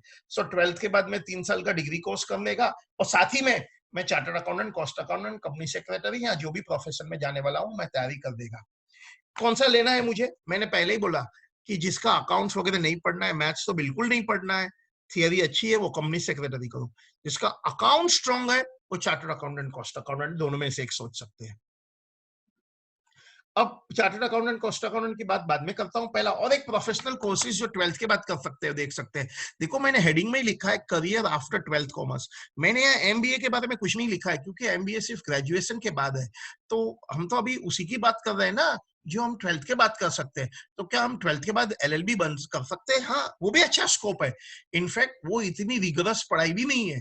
सपोज कोई पढ़ाई में मीडियम है, नॉट वेरी श्योर कि chartered accountant, cost accountant, company secretary कर सकते हैं कि नहीं, तो आप LLB is a good scope. LLB आप 12th स्टैंडर्ड के बाद करना चाहते हैं तो 5 साल लगेगा, 5 इयर्स। और यदि आप एलएलबी करना चाहते हैं मगर 12th के बाद नहीं, ग्रेजुएशन के बाद, वो भी अलाउड है। आप बीए, कोई भी degree, BA, BCom, BSc, MBBS, engineering, कोई भी डिग्री के बाद भी आप एलएलबी कर सकते हैं, तो 3 साल लगता है। जैसे मेरे केस की बात करता हूँ, मैं बीकॉम के बाद एलएलबी की डिग्री है मेरे पास, ठीक है।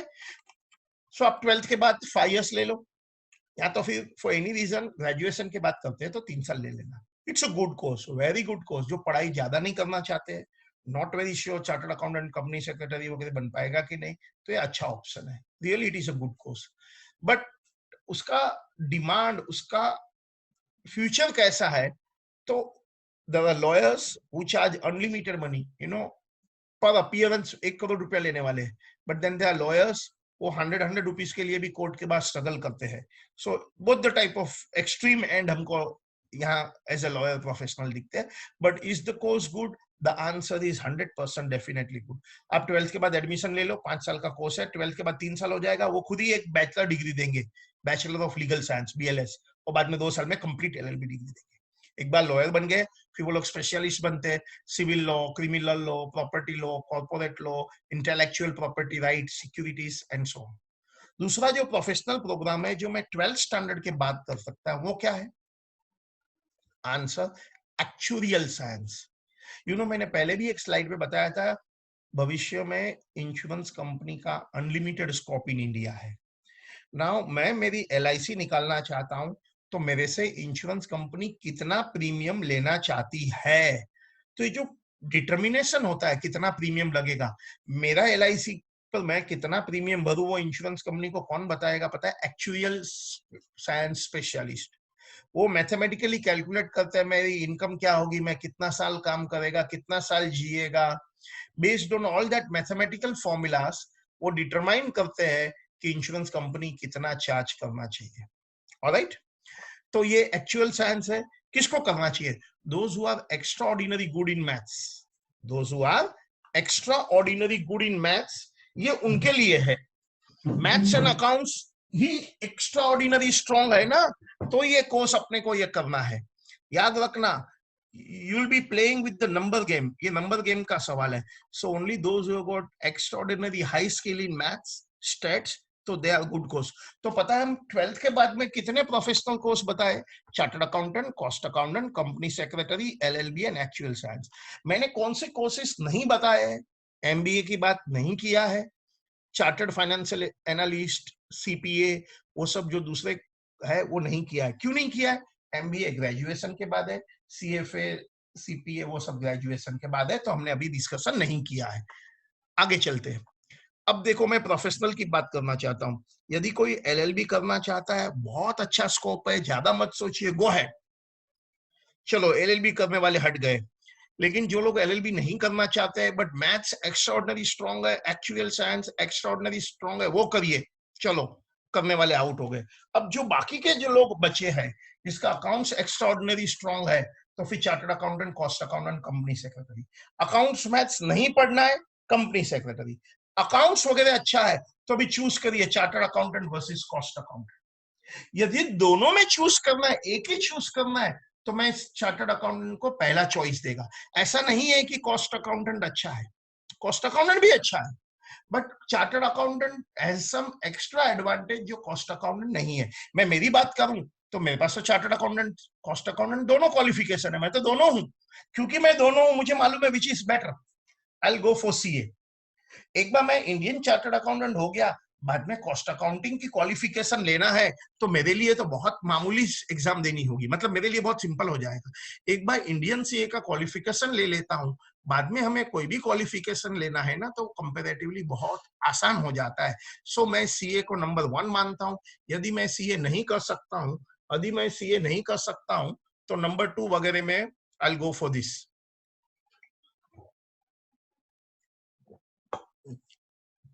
Why CA? Number 1, challenging course. Number 2, high social status. पता है हम सोसाइटी में as a chartered accountant introduce होते हैं, हमारा सोशल स्टेटस हाई हो जाता है। हमारा इंट्रोडक्शन ऐसे देता है ना, this gentleman is chartered accountant, अपने आप वैल्यू बढ़ जाती है। 100% employment, no single chartered accountant is unemployed, not one. Choice of industry और सेल्फ एम्प्लॉयड।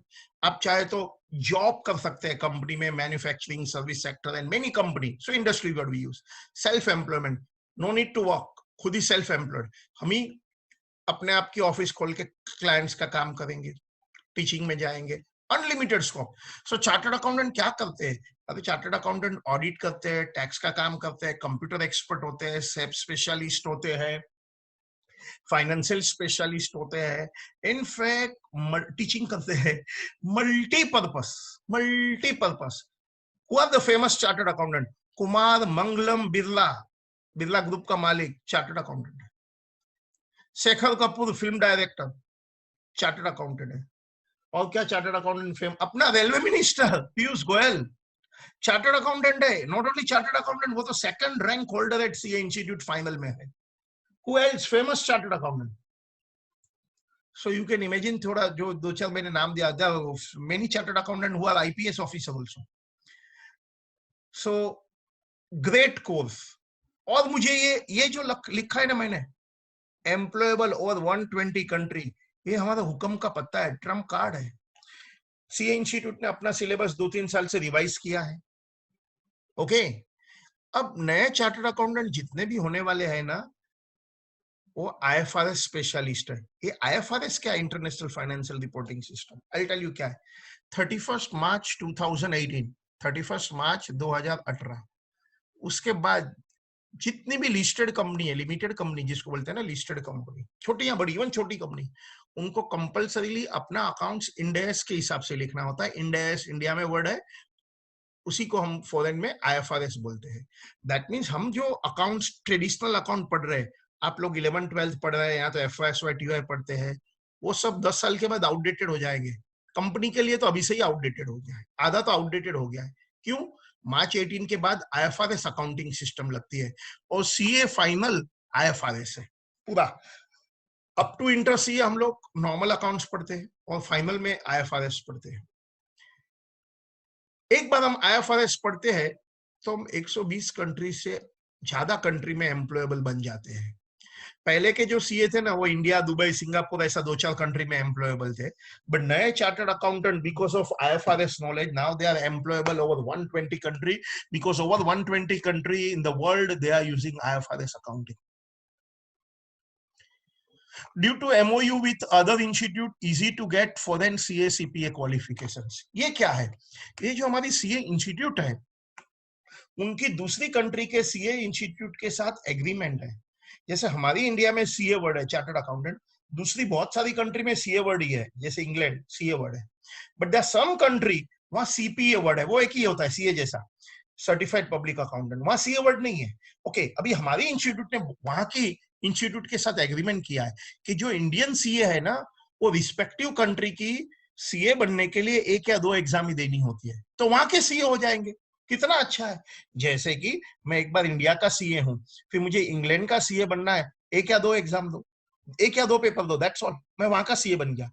मैं इंडिया का सीए हो गया, फिर कनाडा का सीपीए करना है, 3 एग्जाम दो, वहां का सीपीए बन जाएगा। ऑस्ट्रेलिया का सीपीए करना है, कुछ 1 या 2 पेपर दो, वहां हो जाएगा। सो इमेजिन करो, जो लोग बाय चांस फॉरेन में जाते हैं, या जाने का स्कोप है, या वहां का काम हम इंडिया से करते हैं, तो वहां का जो फॉरेन क्वालिफिकेशन खाली 1 या 2 या 3 दिन एग्जाम देने से मिलता है, तो ये तो सोने पर सुहागन हो गई। जैसे मैं मेरी घर के केस की बात करता हूँ, तो मैं सन एंड डॉटर इन लॉ, लड़का और बहू दोनों के पास सीए क्वालिफिकेशन है। Daughter in law chartered accountant है, लड़के का भी सीए रिलेटेड वर्क है। ओके, वो दोनों 6 महीने पहले कनाडा में माइग्रेट हो गए। अब ये सितंबर आएगा 6 महीने के बाद, 6 महीना भी नहीं बचा अभी इनफैक्ट, तब मेरी डॉटर इन लॉ वहां 3 दिन एग्जाम देगी और वहां का सीपीए बन जाएगी।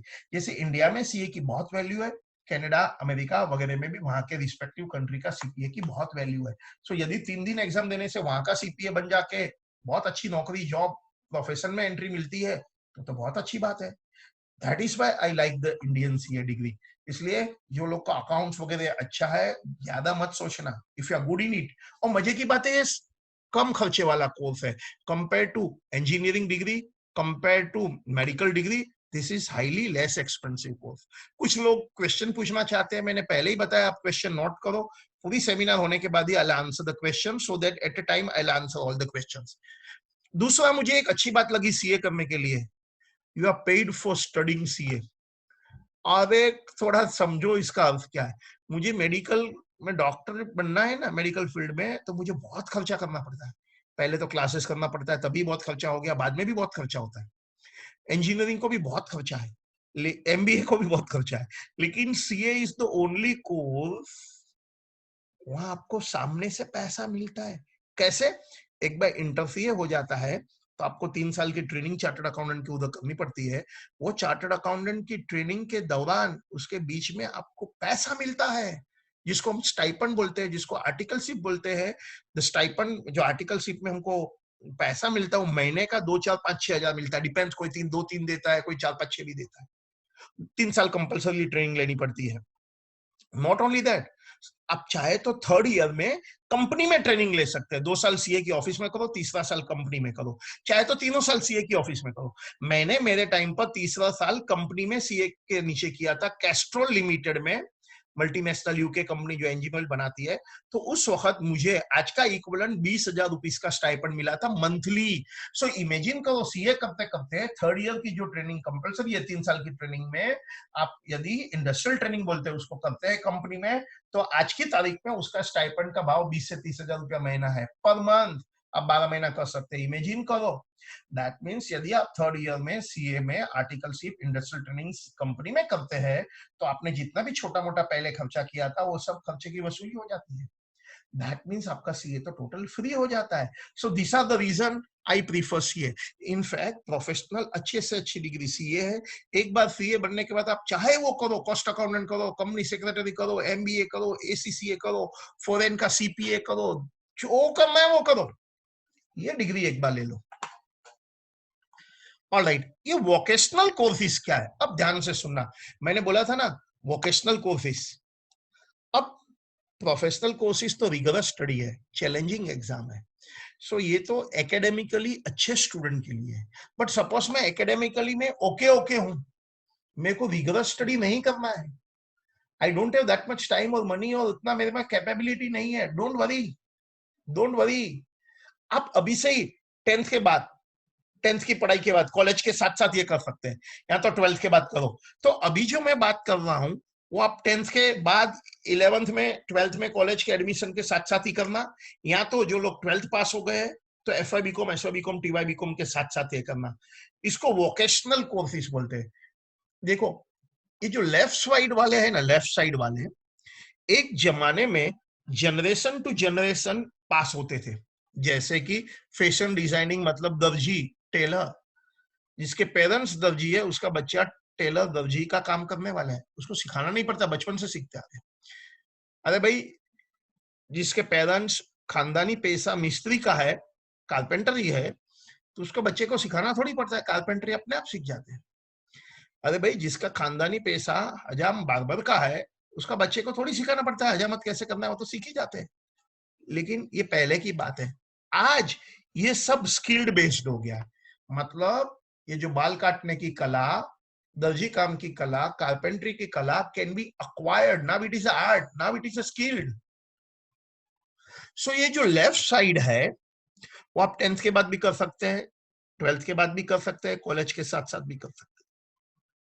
इसके 6 महीना, 12 महीना, 1 या 2 साल का सर्टिफिकेट कोर्स या तो डिप्लोमा कोर्स होता है। सो आप 10th के बाद, 12th के बाद 6 महीना, 12 महीना, 1 साल, 2 साल, 3 साल का सर्टिफिकेट कोर्स, डिप्लोमा कोर्स करो। लेकिन रुकिए, वो इनफ नहीं है।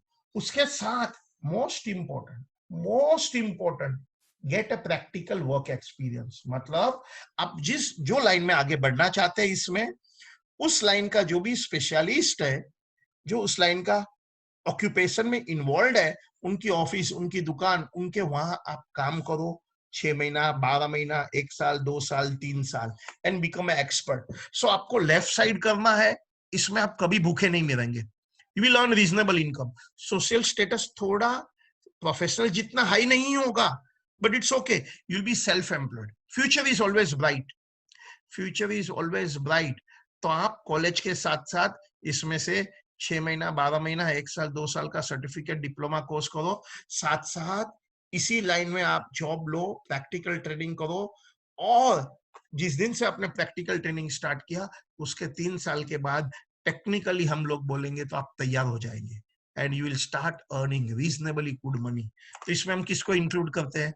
Fashion designing, jewellery designing, interior designing, beautician, beauty care, mehndi designing, photography, video shooting, video editing, event management, catering management, ये खाना बनाना भी आ जाता है इसमें, advertising, marketing, social media marketing, social work, share broking, financial planner. ये लिस्ट इलस्ट्रेटिव है, ऐसा नहीं कि लिस्ट खत्म हो जाता है। आप इसमें इस लाइन के लिए 3 महीना, 6 महीना, 1 साल, 2 साल का कोर्स करो, साथ में प्रैक्टिकल ट्रेनिंग लो, वो 2 साल में आप तैयार हो जाएंगे and you will start earning money. You will never remain unemployed for the whole of the life. Right side क्या है? राइट साइड भी वोकेशनल कोर्सेज है, बट वो टैलेंट बेस्ड है। मतलब कि यदि हमको इस लाइन में इंटरेस्ट है, दिलचस्पी है, टैलेंट है, तो ही इसमें जाना चाहिए। वो क्या करते हैं? Modelling, acting, singing, music. अब मैं तो गाना गा नहीं सकता, बट जिसमें ये कला है, आर्ट है, आप इसमें भी अपना करियर बना सकते हैं। Choreography, translator, cooking, gym instructor, calligraphy, sports, radio jockey, RJ, dietitian, nutrition, ethical hacking, blogger and influencer. Youngster समझते हैं ना, पेरेंट्स आपका ये बात नहीं समझ पाएंगे, लेकिन you understand, blogger and influencer, पैसे भी मिलता है, गुड लाइफ भी मिलता है, स्टेटस भी मिलता है, गुड फॉर यंगस्टर। तो आप इसमें से 3 महीना, 6 महीना कोर्स करो, don't spend big money. Course करना इंपॉर्टेंट नहीं है, बट उस लाइन में काम करना, प्रैक्टिकल ट्रेनिंग लेना बहुत ही इंपॉर्टेंट है। इनफैक्ट मैं एक बात बोलता हूं, आप इसमें से कुछ भी एक कोर्स में बहुत एक्सपर्टाइज ले ली ना, तो आप बाद में अपने नाम पर, इफ यू आर एक्सपर्ट, खुद ऑनलाइन टीचिंग भी इसमें स्टार्ट कर सकते हैं। ऑनलाइन कोर्स बना के जो वेबसाइट बेचती है, उडेमी, teachable.com, वहां अपना कोर्स अपलोड कर सकते हैं और लाइफ भर पैसा कमा सकते हैं। आप इसमें से किसी के भी ऊपर अपना ऑनलाइन कोर्स बना के बेच सकते हैं। Great scope, less study, start working and earning. ये एक जस्ट स्लाइड नॉलेज के लिए रखा है कि जो साइंस वाला है ना, 12th साइंस, वो बाद में 12th के बाद कॉमर्स में जा सकता है। सेम वे 12th आर्ट्स में भी जा सकता है। 12th साइंस वाला 12th के बाद कॉमर्स आर्ट्स दोनों में जा सकता है। सो साइंस वाले को तो अच्छा ही है, 12th साइंस के बाद वो आगे साइंस भी कर सकता है, बीएससी, कॉमर्स बीकॉम भी कर सकता है, आर्ट्स बीए भी कर सकता है। लेकिन जो 12th कॉमर्स वाला है, वो चाहे तो कॉमर्स में ही रह के बीकॉम कर सकता है, चाहे तो वो आर्ट्स में भी जा सकता है। याद रखना ये बात। सो यदि कोई कॉमर्स वाले को भी अकाउंट पढ़ना ही नहीं है, कोई आर्ट्स के सब्जेक्ट्स पढ़ने हैं, तो उनको मुंबई यूनिवर्सिटी में बीए में एडमिशन लेना अलाउड है। ऑलराइट, अब लेकिन मुझे तो एमबीए करना है ना। सो याद रखना, बिफोर आई डिस्कस दिस, अभी आप याद समझ में आ गया? 12th वाला है तो क्या करना है? या तो आप वोकेशनल कोर्स करो, छोटा मोटा डिप्लोमा, काम करो, साथ में एक डिग्री तो ले ही लेना, और आप नॉर्मल ग्रेजुएशन करने के बाद प्रोफेशनल कोर्स भी करो। लेकिन आप जो भी करो, work and work, practical training बहुत ही इंपॉर्टेंट है। मुझे एमबीए और सीएफए करना है। देखो, CFA is a chartered financial analyst, America की डिग्री है, बहुत अच्छी डिग्री है, इंडिया में एग्जाम होती है, थोड़ा महंगा कोर्स है, बिकॉज उनकी एग्जाम की फीस ही $1000 लगती है। लेवल 1, लेवल 2, लेवल 3 है, बट जो एकेडमिकली अच्छे है ये उनके लिए। But in any way, MBA और सीएफए तो पता है आफ्टर ग्रेजुएशन है। तो फिर हमको 12th के बाद अपना लेवल बढ़ाना चाहिए। आप एमबीए में ध्यान से देखेंगे ना, मैक्सिमम एडमिशन अच्छी इंस्टीट्यूट में तो इंजीनियरिंग लेके जाते हैं, और यदि मैं नॉर्मल ऑर्डिनरी कॉमर्स स्टूडेंट हूँ, how can I compete with the engineering? मैं नहीं कर सकता हूँ। तो मुझे अपना लेवल बढ़ाना होगा, और अपना लेवल बढ़ाने के लिए मुझे 12th के बाद कोई ना कोई professional course like chartered accountant, cost accountant, company secretary करना चाहिए। तो मेरा लेवल बढ़ेगा, तो मैं एमबीए में इंजीनियर के साथ कॉम्पीट करने के लिए सक्षम बनेगा। If otherwise I am a normal ordinary commerce student, तो मुझे एमबीए की टॉप मोस्ट इंस्टीट्यूट में एडमिशन मिलना ऑलमोस्ट डिफिकल्ट है। बुरा ना लगे तो मैं बोलूं नामुमकिन है। आंसर बहुत सिंपल है, हम कितने भी इंटेलिजेंट है, लेकिन सीए वगैरह प्रोफेशनल कोर्स नहीं किया, जस्ट बीकॉम किया, तो हम इंटेलिजेंट है ना, तो हम बहादुर, मेंढरक, फ्रॉग, तालाब के या तो कुएं के हैं।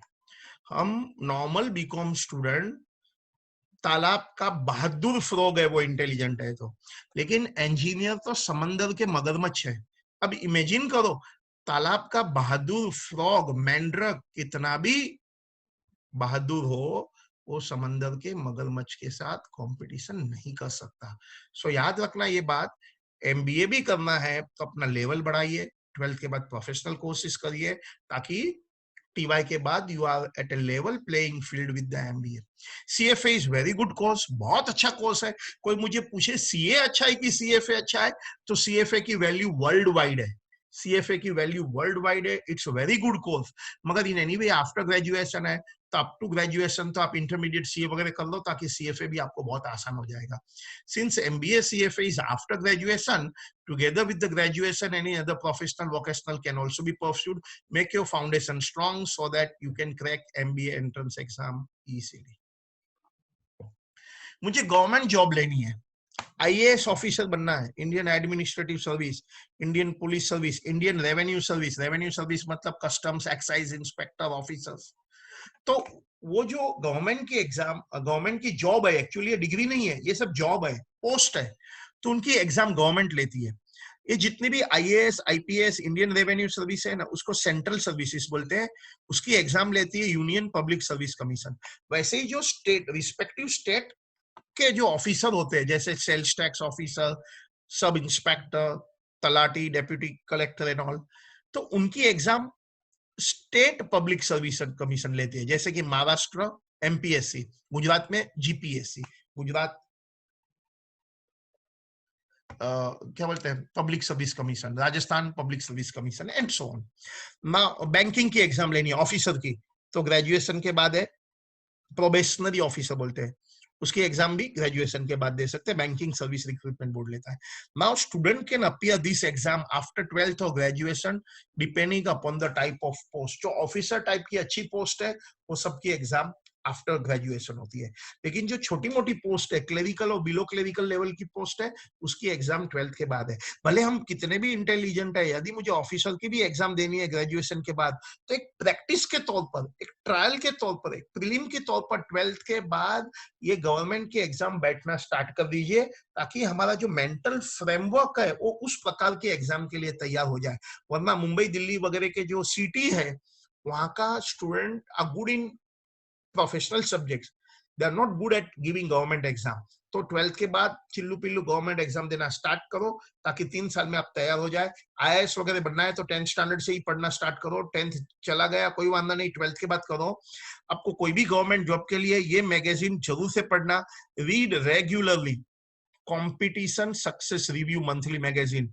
यदि कोई पेरेंट्स यहाँ सुन रहे हैं, वो अपने बच्चे को गिफ्ट देना चाहते हैं, तो ये मैगजीन का मंथली सब्सक्रिप्शन गिफ्ट दे दीजिए। This is the best birthday gift you can give to your child. Alright, importance of practical training and internship. याद रखना, student must do internship, internship is a must. आज CA की value क्यों है? Answer बहुत simple है, क्योंकि वो सीए करते करते 3 साल चार्टर्ड अकाउंटेंट के वहां काम करते हैं, तो 3 साल के बाद वो तैयार हो जाते हैं। जैसे मैं मेरी बात करूं, ये मैंने लाल कलर एंड ब्लैक कलर का कोई टी शर्ट पहना है, अब ये कौन से कपड़े का है मुझे नहीं मालूम है, इसको क्या बोलते हैं आई डोंट नो। मुझे तो ये भी नहीं मालूम है होजियरी किसको बोलते हैं, ना कॉटन किसको बोलते हैं, ना टेरिकॉट किसको बोलते हैं, ना पॉलिस्टर किसको बोलते हैं। लेकिन मुझे ये मालूम है कि यदि मैं 3 साल कपड़े की दुकान में काम किया, कपड़े की फैक्ट्री में काम किया, तो मैं 3 साल के अंदर वो धंधा समझ जाएगा और चौथे साल में मैं अपना खुद करने के लिए रेडी हो जाएगा। मैं 3 साल ज्वेलरी की दुकान में काम किया, तो 3 साल में I will learn all the tricks of trade. 3 साल में वो वोकेशनल कोर्सेज का बड़ा सा लिस्ट दिया था, उधर मैं कहां भी काम किया, तो 3 साल में मैं तैयार हो जाएगा। तो एक बात याद रखना, वर्क वर्क एंड वर्क। अब practical training, on the job training, work experience जरूर से लेना, so that you are job ready at the end of 2 years 3 years practical training. Suppose समझ, of course अभी तो लॉकडाउन है, हमारा तुम्हारा दोनों का बैड लक बोलो तो बैड लक, गुड लक बोलो तो good luck. Bad luck because we can't work out, good luck because हम ऑनलाइन बहुत सारी स्किल सीख सकते हैं। इनफैक्ट जो मैंने वोकेशनल कोर्सेज का लिस्ट बहुत बड़ा लिखा था, उसमें से बहुत सारे कोर्सेज आजकल ऑनलाइन हो रहे हैं। At very nominal fees. कभी कभी तो बहुत सारे कोर्सेज फ्री भी हो रहे हैं, जैसे डिजिटल मार्केटिंग बहुत लोग फ्री में दे रहे हैं, वैसे उसकी कॉस्ट फीस 80,000 1 लाख रुपया तक होती है। एक्सेल सीखना है, वर्ड सीखना है, वैसे तो हमको कंप्यूटर सेंटर में जाके बहुत पैसा लगता है, बट बहुत कुछ फ्री में भी हम सीख सकते हैं। तो याद रखना, use this time to learn the skill. एक बार लॉकडाउन खुले, work, summer vacation full time, Diwali vacation full time, and जब नॉर्मल कॉलेज चलती है पार्ट टाइम काम करके आप एक्सपर्ट हो जाओ। आप कभी अनलिमिट लाइफ में अनएम्प्लॉयड नहीं रहेंगे। बट मुझे बिजनेसमैन बनना है, is there any course available for becoming entrepreneur? देखो, एंटरप्रेन्योर के लिए टेक्निकली कोई कोर्स नहीं होता है। बिजनेसमैन बनना है वो तो ऑटोमेटिकली ब्लड में होता है, बट इनडायरेक्टली तो बन ही सकते हैं ना। कैसे? अरे भाई, आप जो भी लाइन का धंधा शुरू करना चाहते हैं, learn the tricks of the trade. उसके बाद 2 साल 3 साल काम करो, पॉइंट नंबर 1। बाद में रिलेटिंग टू एंटरप्रेन्योर बहुत सारे छोटे मोटे ज्ञान मिलने वाले सर्टिफिकेट कोर्स अवेलेबल है। गूगल में टाइप करने का एंटरप्रेन्योरशिप, हजारों जात का आर्टिकल, बिजनेस ब्लॉग मिल जाता है, और आपको उसमें सफलता कैसे लेने की आपको पूरा मार्गदर्शन मिल जाएगा। वैसे तो एमबीए इन एंटरप्रेन्योरशिप भी होता है, बट एक कोर्स करने से एंटरप्रेन्योर नहीं होता। एंटरप्रेन्योर माने बिजनेसमैन नहीं होता। एंटरप्रेन्योर बिजनेसमैन बनने के लिए गट्स चाहिए, स्किल चाहिए, प्रैक्टिकल एक्सपोजर चाहिए, जो आप काम करेंगे तो जरूर से मिलेगा। अच्छा, मुझे आउटसाइड इंडिया पढ़ना है। देखो, आउटसाइड इंडिया पढ़ना है तो जनरली मैं 12th के बाद नहीं रेकमेंड करता हूं। मैं चाहता हूं जिसको भी आउटसाइड इंडिया पढ़ना है तो ग्रेजुएशन के बाद पढ़ना चाहिए, क्योंकि मेरा ये जो मार्गदर्शन है वो कॉमर्स रिलेटेड है, तो मैं कॉमर्स की बात कर रहा हूँ। वरना सपोज साइंस एंड इंजीनियरिंग वाला है, उनको आउटसाइड इंडिया पढ़ना है तो कोई प्रॉब्लम ही नहीं है भाई। ग्रेजुएशन के बाद यूएसए, कनाडा, ऑस्ट्रेलिया चले जाइए एमएस करने के लिए। My daughter is studying in USA for masters in science, वो स्पीच थेरापिस्ट है, वो साइंस के लिए कोई चिंता नहीं है। बट हम तो कॉमर्स वाले हैं, तो कॉमर्स वाला भी ग्रेजुएशन के बाद एमएस वगैरह कर सकते हैं। यूएसए, कनाडा, सिंगापुर, बहुत सारी अपॉर्चुनिटी है। बट जनरली हम लोग क्योंकि ग्रेजुएट हो गए तो लोग एमबीए सोचते हैं। कौन सा कोर्स? वैसे तो आप ट्रेडिशनल कोर्सेज तो सोच ही सकते हैं, मार्केटिंग बोलो, मैनेजमेंट बोलो, फाइनेंस बोलो, बट मैं तो बोलता हूँ आपको आउटसाइड इंडिया पढ़ना है तो ऑफबीट कोर्स पढ़िए, कुछ अलग सोचिए। जैसे एंटरप्रेन्योरशिप का कोर्स होता है, जैसे आपको सोशल सर्विसेज का कोर्स होता है, सस्टेनेबल रिसोर्सेज का कोर्स होता है, रिन्यूएबल एनर्जी का कोर्स होता है। ऐसा ऑफबीट कोर्स करो, बहुत अच्छा है। कौन सी कंट्री? वेल, नंबर 1 तो ऑफकोर्स यूएसए है, बट देन यूके है, कनाडा है, सिंगापुर, ऑस्ट्रेलिया। खर्चा कितना है? हाँ, ये अभी मजे की बात हुई। खर्चा कितना है अभी ध्यान से सुनना जो मैं बोलता हूँ। पता है तुमको अमेरिका में एमबीए करना है तो कितना खर्चा लगता है? सोच के रखो। सोच लिया? अमेरिका में 2 साल का एमबीए होता है, कितना खर्चा लगता है? It cost 80 lakhs to 1 crore। अच्छा, 80 लाख से 1 करोड़ अपने पास नहीं है, छोड़ो। आपके पास 60 to 80 लाख है, 2 साल का कोर्स, ऑस्ट्रेलिया, सिंगापुर वगैरह लगता है 60 to 80 लाख। फ्रांस भी, अपने पास तो नहीं है। अच्छा छोड़ो, 40 लाख है, यूके में 1 साल का एमबीए होता है। अच्छा, उतना भी नहीं है अपने पास। अरे यार, 20 लाख है, इंडिया में हो सकता है। इंडिया में एमबीए कॉस्ट आजकल 10 से 20 लाख हो गया। अच्छा, उतना भी नहीं है। किधर फ्री में नहीं होता है क्या? होता है। कहाँ? Germany. Listen me carefully, Germany में सभी पढ़ाई फ्री है। आफ्टर 12th की, जिसको यूनिवर्सिटी पढ़ाई बोलते हैं ना, जर्मनी में all the state university free पढ़ाई, and most of the private university also free पढ़ाई। सो यदि आपको फॉरेन में जाना है, जेब में पैसा नहीं है, गट्स है, आप पक्का जा सकता है। अभी से ही जर्मनी का प्लानिंग करो। आप अभी से ही जर्मन लैंग्वेज सीखना स्टार्ट करो। Max Muller Bhavan, MAX, Max Muller, MULLER, Max Muller Bhavan में जाओ, कोर्स में एनरोल करो, जर्मन लैंग्वेज सीखना स्टार्ट करो। वैसे जर्मन लैंग्वेज आना जरूरी नहीं है, बट अभी वहां जाके पढ़ना है तो जर्मन तो आना ही चाहिए। बट वहां भी पढ़ाई इंग्लिश में होती है, जर्मन में भी होती है, लेकिन इंग्लिश कोर्सेज भी अभी सब अवेलेबल है। So if you are thinking to go and study abroad, it's a good opportunity. Affordable destination में कनाडा है, ऑस्ट्रेलिया है। ज्यादा पैसा है तो यूएसए भी है, बिल्कुल पैसा नहीं है तो जर्मनी है, ऑस्ट्रिया है, Austria. Alright, partly in India, partly abroad भी है। 12th के बाद बहुत सारी कॉलेज है, मुंबई में भी है और दूसरी जगह पर किया है। बोलते 3 साल का जो कोर्स होता है ना, बैचलर कोर्स इंडिया में 3 साल है, यूके में 3 साल है, अब्रॉड ऑस्ट्रेलिया, कनाडा, अमेरिका 4 साल है 12th के बाद, बीकॉम जिसको बोलते हैं ना ग्रेजुएशन। तो ऐसा भी कोर्सेज है अपनी बॉम्बे में कि 2 साल आप यहाँ पढ़ लीजिए और तीसरा लास्ट ईयर आप चाहे तो यूके में खत्म करो। यहाँ तो कनाडा, ऑस्ट्रेलिया, सिंगापुर, अमेरिका जाना है तो 2 साल और 2+2, क्योंकि वहां 4 साल है। तो मतलब partly India, partly foreign country में ऐसा भी जाना पॉसिबल है। अभी मैं 10th स्टैंडर्ड की बात कर रहा हूँ, अब मैं सिर्फ 10th स्टैंडर्ड की बात करता हूँ। तो whatever we have discuss earlier is all relevant for students who have appeared standard 10th exam, क्योंकि अल्टीमेटली तो आप 11 12th के बाद 12 ये करना ही है। तो आपके पास अभी से ही पूरी जानकारी होनी चाहिए कि मैं क्या करना हूँ। यदि आप प्रोफेशनल कोर्सेज में 12th के बाद जाना है तो नो प्रॉब्लम। यदि आप वोकेशनल कोर्सेज में जाने वाले हैं, पता है ना वोकेशनल कोर्सेज का बहुत बड़ा लिस्ट लिखा था, वोकेशनल कोर्सेज का मैंने बहुत बड़ा लिस्ट लिखा था। यदि हम एकेडमिकली ज्यादा नहीं है तो जो 12th के बाद करने वाले ये सब वोकेशनल कोर्सेज में 10th के बाद ही कर सकता हूँ। तो मेरे पास तो 5 साल का टाइम मिलता है। 11 12 FY TY के साथ ये कोर्स भी करूँ 1 2 3 साल का, और साथ में 2 3 साल का ऑन द जॉब ट्रेनिंग भी लूं, तो bye the time I am graduate मैं तो एक्सपर्ट हो जाएगा। सो whatever we have discussed earlier is relevant for students who appeared standard 10th exam and would be joining commerce stream. जो लोग commerce में एडमिशन 10th के बाद लेने वाला है वो पूरा डिस्कशन काम का था। Also consider a few more things, 10th के बाद की बात करता हूँ। Consider few more things. कौन सी फ्यू मोर थिंग्स उनको कंसिडर करनी है? Like selecting the proper college, proper subject etcetera. जैसे कि प्रिफरेबली 10th के बाद आप मैथ्स पक्का लेना 11th 12th में। यदि आप 11th एंड 12th में मैथ, 10th के बाद जब हम कॉलेज में एडमिशन लेते हैं ना 11th 12th में, तभी हमारे पास सब्जेक्ट्स में चॉइस होता है, चाहे तो मैथमेटिक्स लो, चाहे तो सेक्रेटरियल प्रैक्टिस लेना। तो जो लोग भी ये सेमिनार सुन रहे हैं बिना कुछ सोचे हुए मैथमेटिक्स ही लेना।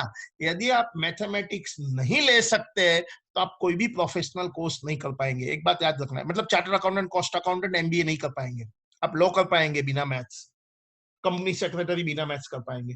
तो याद रखना, जो चार्टर्ड अकाउंटेंट, कॉस्ट अकाउंटेंट या MBA करना चाहते हैं ग्रेजुएशन के बाद वगैरह, 12th के बाद वगैरह, तो 11 12th में मैथ्स पक्का लेना, सेक्रेटरियल प्रैक्टिस मत लेना, खास इंपॉर्टेंट। दूसरी बात, एक इंग्लिश कंपलसरी होता है, दूसरा एक लैंग्वेज होता है। अब चाहे तो हिंदी गुजराती ले सकते हैं, चाहे तो आप डिपेंडिंग अपॉन किस प्रकार की कॉलेज में, कोई कोई कॉलेज फ्रेंच भी देती है, कोई कोई कॉलेज जर्मन भी देती है। फ्रेंच बहुत सारी कॉलेज देती है, many college, German Podar college में देती है। मतलब कि आप हिंदी के बदले में, गुजराती के बदले में चाहे तो फ्रेंच ले लो, चाहे तो जर्मन ले लो, चाहे तो इंफॉर्मेशन टेक्नोलॉजी ले लो। So that choice is there. So हमारे पास 10th के बाद जो सब्जेक्ट्स होते हैं, 10th के बाद जो हमारे पास सब्जेक्ट्स जो होते हैं वो क्या होते हैं? मैं कॉलेज कॉमर्स की बात कर रहा हूँ। 2 सब्जेक्ट कंपलसरी होता है, एक इंग्लिश एकदम कंपलसरी, दूसरे में चाहे तो हिंदी लो, गुजराती लो, फ्रेंच लो, जर्मन लो, इंफॉर्मेशन टेक्नोलॉजी। तो डेफिनेटली आजकल कोई हिंदी गुजराती नहीं पढ़ना चाहता है, और कोई पढ़ लो, कोई फॉरेन लैंग्वेज पढ़ लो, ठीक है। और मैथमेटिक्स और सेक्रेटरियल प्रैक्टिस में चॉइस होता है, आप मैथमेटिक्स पक्का लेना। If you are a good student, ध्यान से सुनना, 11 12th में आपका मैथ्स और अकाउंट स्ट्रांग होना चाहिए। आपको दूसरे कोई सब्जेक्ट्स की क्लास की जरूरत नहीं है। Don't spend big money on coaching class 11th and 12th। लेकिन आपका अकाउंट्स और मैथ्स का जरूरत पड़े तो कोचिंग क्लास ज्वाइन करो, जरूरत पड़े तो बिना कोचिंग क्लास, आजकल यूट्यूब में सब कुछ फ्री है। इनफैक्ट मेरा तो बहुत कुछ अकाउंट्स का लेक्चर फ्री आ रहा है। मैं very soon, may be by next week तो मैं फ्री अकाउंट्स पढ़ाना जूम में आज के जैसे चालू कर देगा। यदि ऐसा कर रहा हूं तो मैं अल्पेश सर, तुषार भाई को भी बताएगा। तो एनी ऑफ यू 10th के बाद फ्री में पढ़ना चाहते हैं तो जूम में मेरे से पढ़ सकते हैं। ऑलराइट, सो सब्जेक्ट सिलेक्शन में बिटवीन मैथमेटिक्स, सेक्रेटरियल प्रैक्टिस सिर्फ मैथ्स ही लेना। Between Hindi, Gujarati, French, information technology, आप हिंदी गुजराती छोड़ के जो भी आपको मिलता है वो लेना। लास्ट चॉइस तो है Hindi Gujarati. Alright, so with that, thank you very much for listening me patiently. Alright, मैं कौन हूं तो मैंने पहले ही बताया था, मैं चार्टर्ड अकाउंटेंट हूँ, कॉस्ट अकाउंटेंट हूँ, और क्या हूँ, कॉमर्स ग्रेजुएट हूँ, लॉ ग्रेजुएट हूँ, diploma in informational financial reporting from ACCA UK and so on. अब मैं क्वेश्चंस लेने वाला हूँ। Now I am going to take up the question. उसके पहले एक दो बात बताता हूँ। स्टूडेंट जनरली हमको पूछते हैं कि भाई सीए करना इंडिया से अच्छा है या ACCA UK वाला कोर्स करना अच्छा है। ACCA तो देखो, ACCA कोर्स कैसा है? आंसर अच्छा है, अच्छा कोर्स है। दूसरा पॉइंट, तो क्या मैं करूं? अब देखो प्रॉब्लम किधर है। ACCA UK का एक प्राइवेट कोर्स है। इनफैक्ट ACCA करने के बाद भी आप यूके कंपनी, इंग्लैंड की कंपनी का ऑडिट नहीं कर सकते। इंग्लैंड का ऑडिट करना है तो आप इंग्लैंड का सीए होना चाहिए। सो ACCA इवन वहां का सीए नहीं है, इट्स अ प्राइवेट कोर्स है। कोर्स अच्छा है। दूसरा point, it will cost you 4-5 lakh, 4 lakh तो पकड़ ही लो आप। 12 के बाद ACCA करते हैं ना, 4 लाख लगता है। तीसरा पॉइंट, टेक्निकली वो रिकॉग्नाइज नहीं है। ठीक है, कंपनी कंसिडर करती है जॉब के लिए। अब तो किसी को ACCA करना है तो मेरी तो एक ही सलाह होती है कि आप 12th के बाद एक बार इंडियन सीए बन जाओ ना। एक बार इंडियन सीए हो गया, फिर आपको यदि ACCA करना है, इंडियन सीए बनने के बाद आपको ACCA करना है ना, आपको गिन के कुछ 2-3 पेपर देना पड़ता है। अभी अभी मेरा स्टूडेंट ने मुझे फोन किया था, मैं से ही सीए फाइनल पढ़ा था, अभी 6 महीने पहले सीए हो गया। अब मेरे को बोलता है सर मैं ACCA कर रहा हूं। मैं बोला तूने समझदारी का काम किया। वो बोलता है मैं 12th के बाद ACCA करता था ना, मुझे 4 लाख रुपया लगता था, प्लस उसकी रिकॉग्निशन कम होती थी।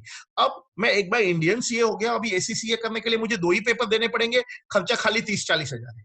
अब आप ही बताओ ACCA कब करूं? आंसर करना चाहिए। अकाउंटिंग में जिसको जाना चाहिए करना चाहिए, नो इश्यू। बट मेरी एडवाइस है वो करना है तो इंडियन सीए के बाद is better.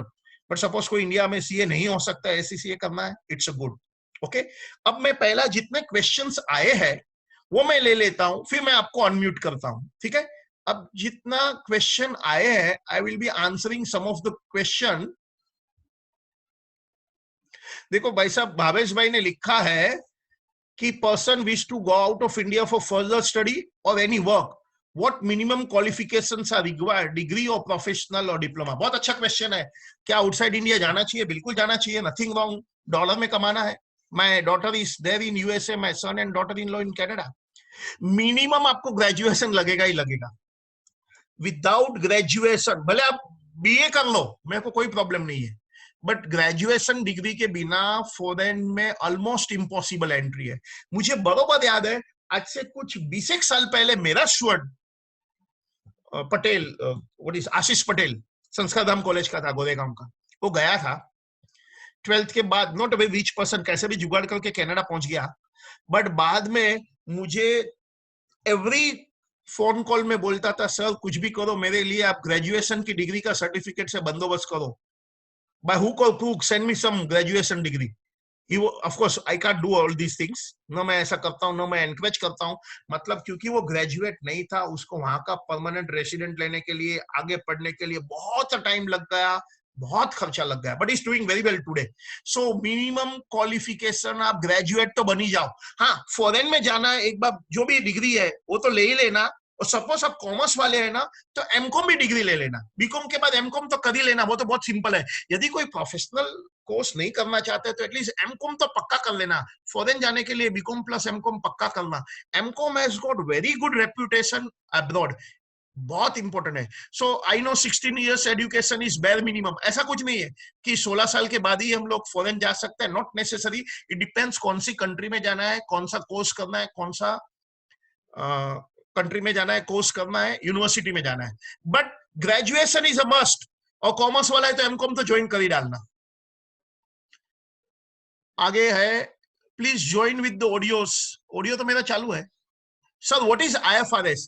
International financial reporting system. उसको इंडिया में बोलते हैं Ind AS, Indian accounting standard, Ind AS Indian accounting standard. 31 मार्च 18 के बाद जितनी भी बुक कीपिंग है कंपनी के लिए, लिस्टेड कंपनी, शेयर बाजार में जिसका शेयर खरीदते हैं बेचते हैं, छोटी में छोटी कंपनी भी, उनको ये इंडेस का अकाउंट लगता है, IFRS का अकाउंट लगता है। वो पूरी अकाउंटिंग सिस्टम अलग है। अनफॉर्चुनेटली जब तक हम बीकॉम होते हैं ना, तब तक ये अकाउंटिंग सिस्टम हम लोग कभी पढ़ते नहीं है। It's so unfortunate state of affair of Indian education, हम 15 साल बीकॉम का कोर्स करते हैं और आईएफआरएस नहीं जानते, दैट मींस हम जो पढ़ रहे हैं वो गार्बेज है, but that is a fact. मैंने बीकॉम ऑनर्स में मिठीबाई एनएम कॉलेज में मैंने खुद ने सिलेबस डिजाइन किया है, तो हम लोग 3rd ईयर में वहाँ आईएफआरएस करते हैं। सो जो मेरे से बीकॉम ऑनर्स हो, मिठीबाई ने तो एनएम में पढ़ने वाले हैं, वो आईएफआरएस अकाउंटिंग पढ़ने वाले। बट डोंट वरी, जब आप प्रोफेशनल कोर्सेज करेंगे ना, सीए, कॉस्ट अकाउंटिंग, उसमें आप इवन एमकॉम में भी आईएफआरएस आप सीखेंगे। सो ये भविष्य की अकाउंटिंग सिस्टम है जो कंपलसरी है। Which magazine sir, can you please repeat? मैं ये जो प्रेजेंटेशन है ना, मैं आपको देने वाला हूँ, पूरा प्रेजेंटेशन अपने ग्रुप पर डाल देगा, अपना जेबीजे ग्रुप पर, तो आपको प्रेजेंटेशन मिल जाएगा। वैसे मैगजीन का नाम था कंपटीशन सक्सेस रिव्यू, आपको न्यूज़पेपर स्टॉल में मिलेगा, हर कॉलेज की लाइब्रेरी में आता है, हर कॉलेज की लाइब्रेरी में आता है। आपको सब्सक्राइब नहीं किया तो कॉलेज से भी पढ़ सकते हैं। Sir, if possible would you please share PPT in the group? Of course I will give you. Please share the name of magazine, मैंने दिया है।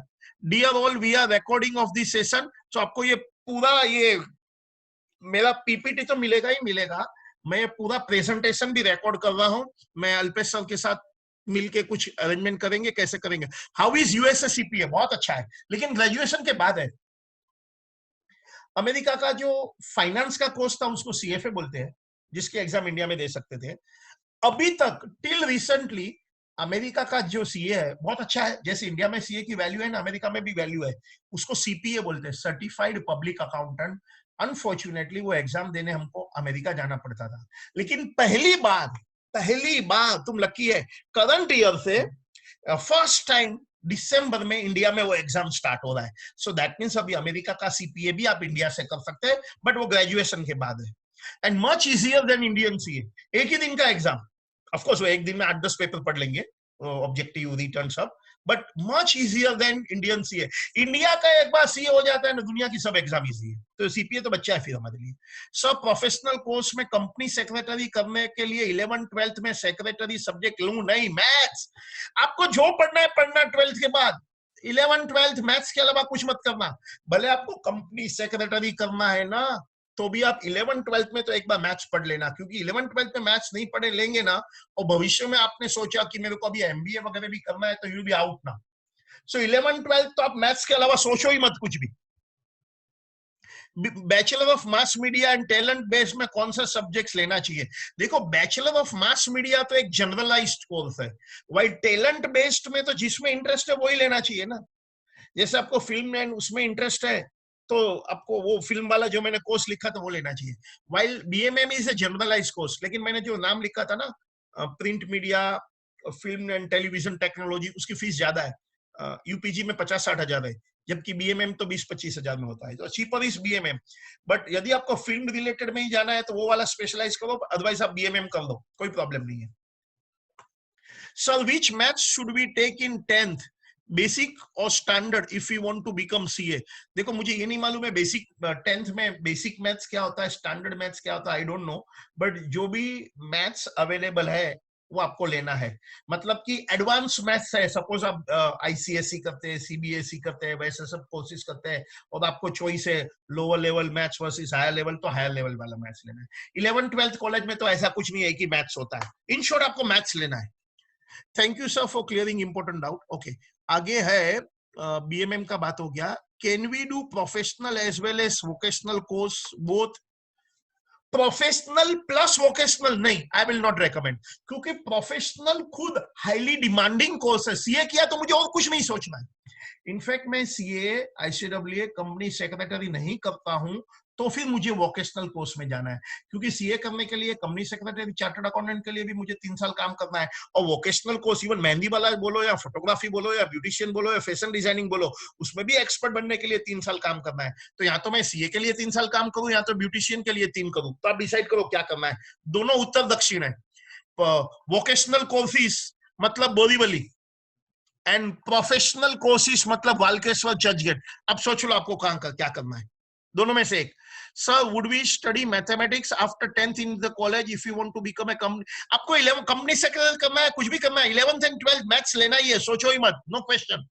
I am in grade 10. I want to study all about share market, real estate and other various investing method. देखो यदि आप 10th में है तो फिर और बोलते हैं कि मुझे बहुत कुछ पढ़ना है, share market, real estate and other subject, तो मैं बोलता हूँ पहले आप तो 10th स्टैंडर्ड पास कर लो, फिर जब आप 11th 12th में आते हैं आप मैथमेटिक्स सब्जेक्ट ले लो, एंड 10th के वेकेशन और बाद में 11th जो शेयर ब्रोकर है, रियल एस्टेट ब्रोकर है, देखो शेयर मार्केट अलग है, रियल एस्टेट अलग है, तो ऐसा मत बोलना मुझे शेयर मार्केट भी पढ़ना है, रियल एस्टेट मार्केट भी पढ़ना है, अभी तो स्पेशलाइजेशन का जमाना है, सब में स्कोप है, जिधर भी है वहां जाके जॉब करना स्टार्ट कर डालो 10th के बाद, और 12th के बाद हम उस प्रकार का कोर्स करेंगे, जैसे शेयर मार्केट में जाना है तो बीएफएम करेंगे, रियल एस्टेट में जाना है तो उस प्रकार का भी सर्टिफिकेट कोर्सेज अवेलेबल है 12th के बाद, बट 10th तक तो कुछ मत सोचो। So my question is what should I focus in 12th and what about further, अभी तो बात किया मैंने। सो क्वेश्चन यही है कि रियल एस्टेट करो, शेयर मार्केट करो, 10th तक तो जो है वो करो, 11th 12th में तो मैथ्स लेना ही है, और आपको 12th के बाद उस प्रकार का कोर्स करना है, आपको बैचलर ऑफ फाइनेंशियल मार्केट करना है यदि आपको शेयर मार्केट रिलेटेड कोर्स करना है, और बाद में टीवाई के बाद एमबीए और सीएफए करना है, शेयर मार्केट में जाना है, और रियल एस्टेट में जाना है तो फिर ऑफ कोर्स वो अलग है, तो फिर उसी के टाइप करना है। ऐसा मत बोलना मुझे शेयर मार्केट भी करना है, रियल एस्टेट भी करना है, think of only one specialisation.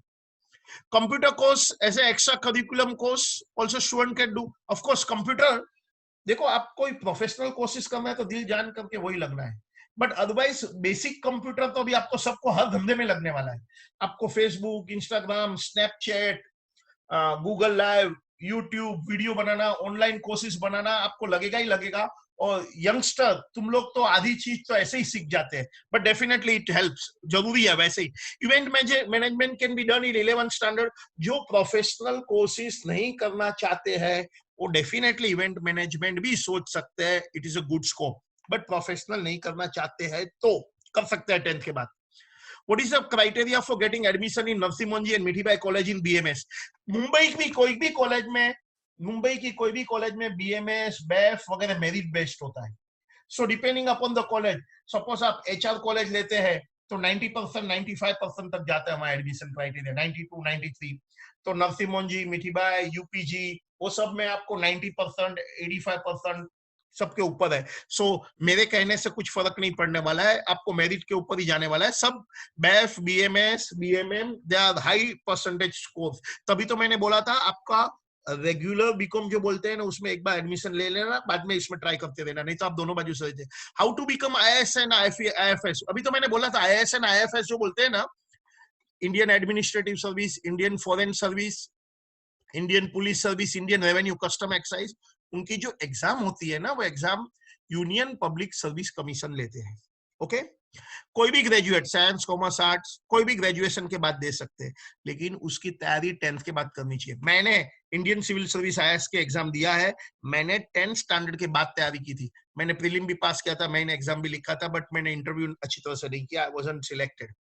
But यदि आपको ये आईएएस आईपीएस करना है, बहुत अच्छा आप सोच रहे हैं, उसकी तैयारी 10th से चाहिए, लेकिन क्या तैयारी करें उसका एक ही जवाब मैंने बोला, जब आप खुद कंपटीशन सक्सेस रिव्यू मैगजीन पढ़ेंगे ना अपने आप सब आंसर मिल जाएगा, क्योंकि वो मैगजीन में, हर मंथली मैगजीन है, हर मैगजीन में 2 आईएएस ऑफिसर का इंटरव्यू देते हैं, भाई उन्होंने क्या सब्जेक्ट लिया था, किस प्रकार की तैयारी की थी, तो जब तक आप ये कंपटीशन सक्सेस रिव्यू के 3 या 4 मंथली इश्यू नहीं पढ़ेंगे, तब मैं जो भी बात करेगा will make no sense to you, लेकिन आपने सोचा है, बहुत अच्छा सोचा है, that's what I can say. Okay, can commerce students compete for MBA, IIM, or science students will have a better side? आपको समझ जाना चाहिए, MBA, IIM वगैरह करने के लिए कॉमर्स होना चाहिए या साइंस होना चाहिए?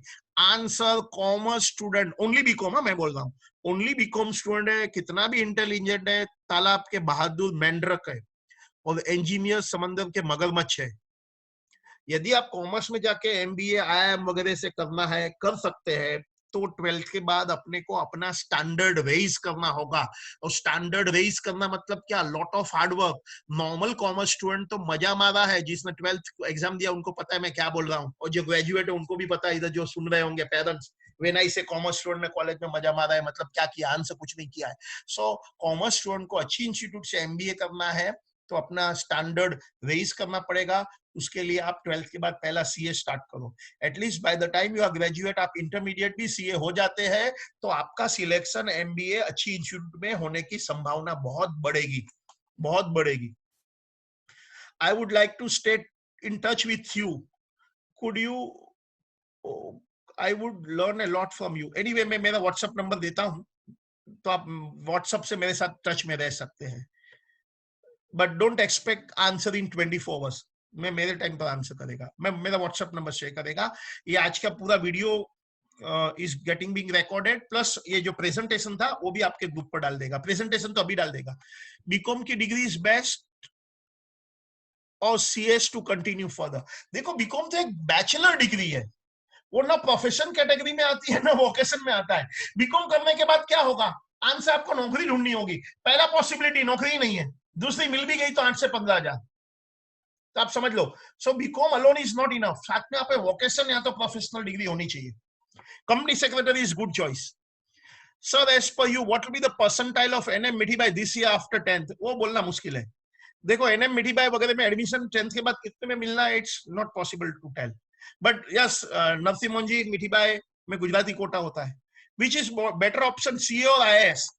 देखो ये आईएएस वगैरह तो ग्रेजुएशन के बाद है, पहले अपना स्टैंडर्ड तो रेज करो आईएएस के जितना। इसके लिए 12th के बाद आप एक बार सीए स्टार्ट कर डालो। देखो मैं आईएएस के एग्जाम सीए होने के बाद दिया था, क्योंकि मैंने 12th के साथ साथ सीए भी किया था। आईएएस की तैयारी डायरेक्ट और इनडायरेक्ट मैगजीन पढ़ना वो तो 10 से ही मेरा चालू था। सो देखो आईएएस में आपका सिलेक्शन होगा नहीं होगा, that competition is beyond your imagination, आपकी सोचने की क्षमता की बाहर की बात है।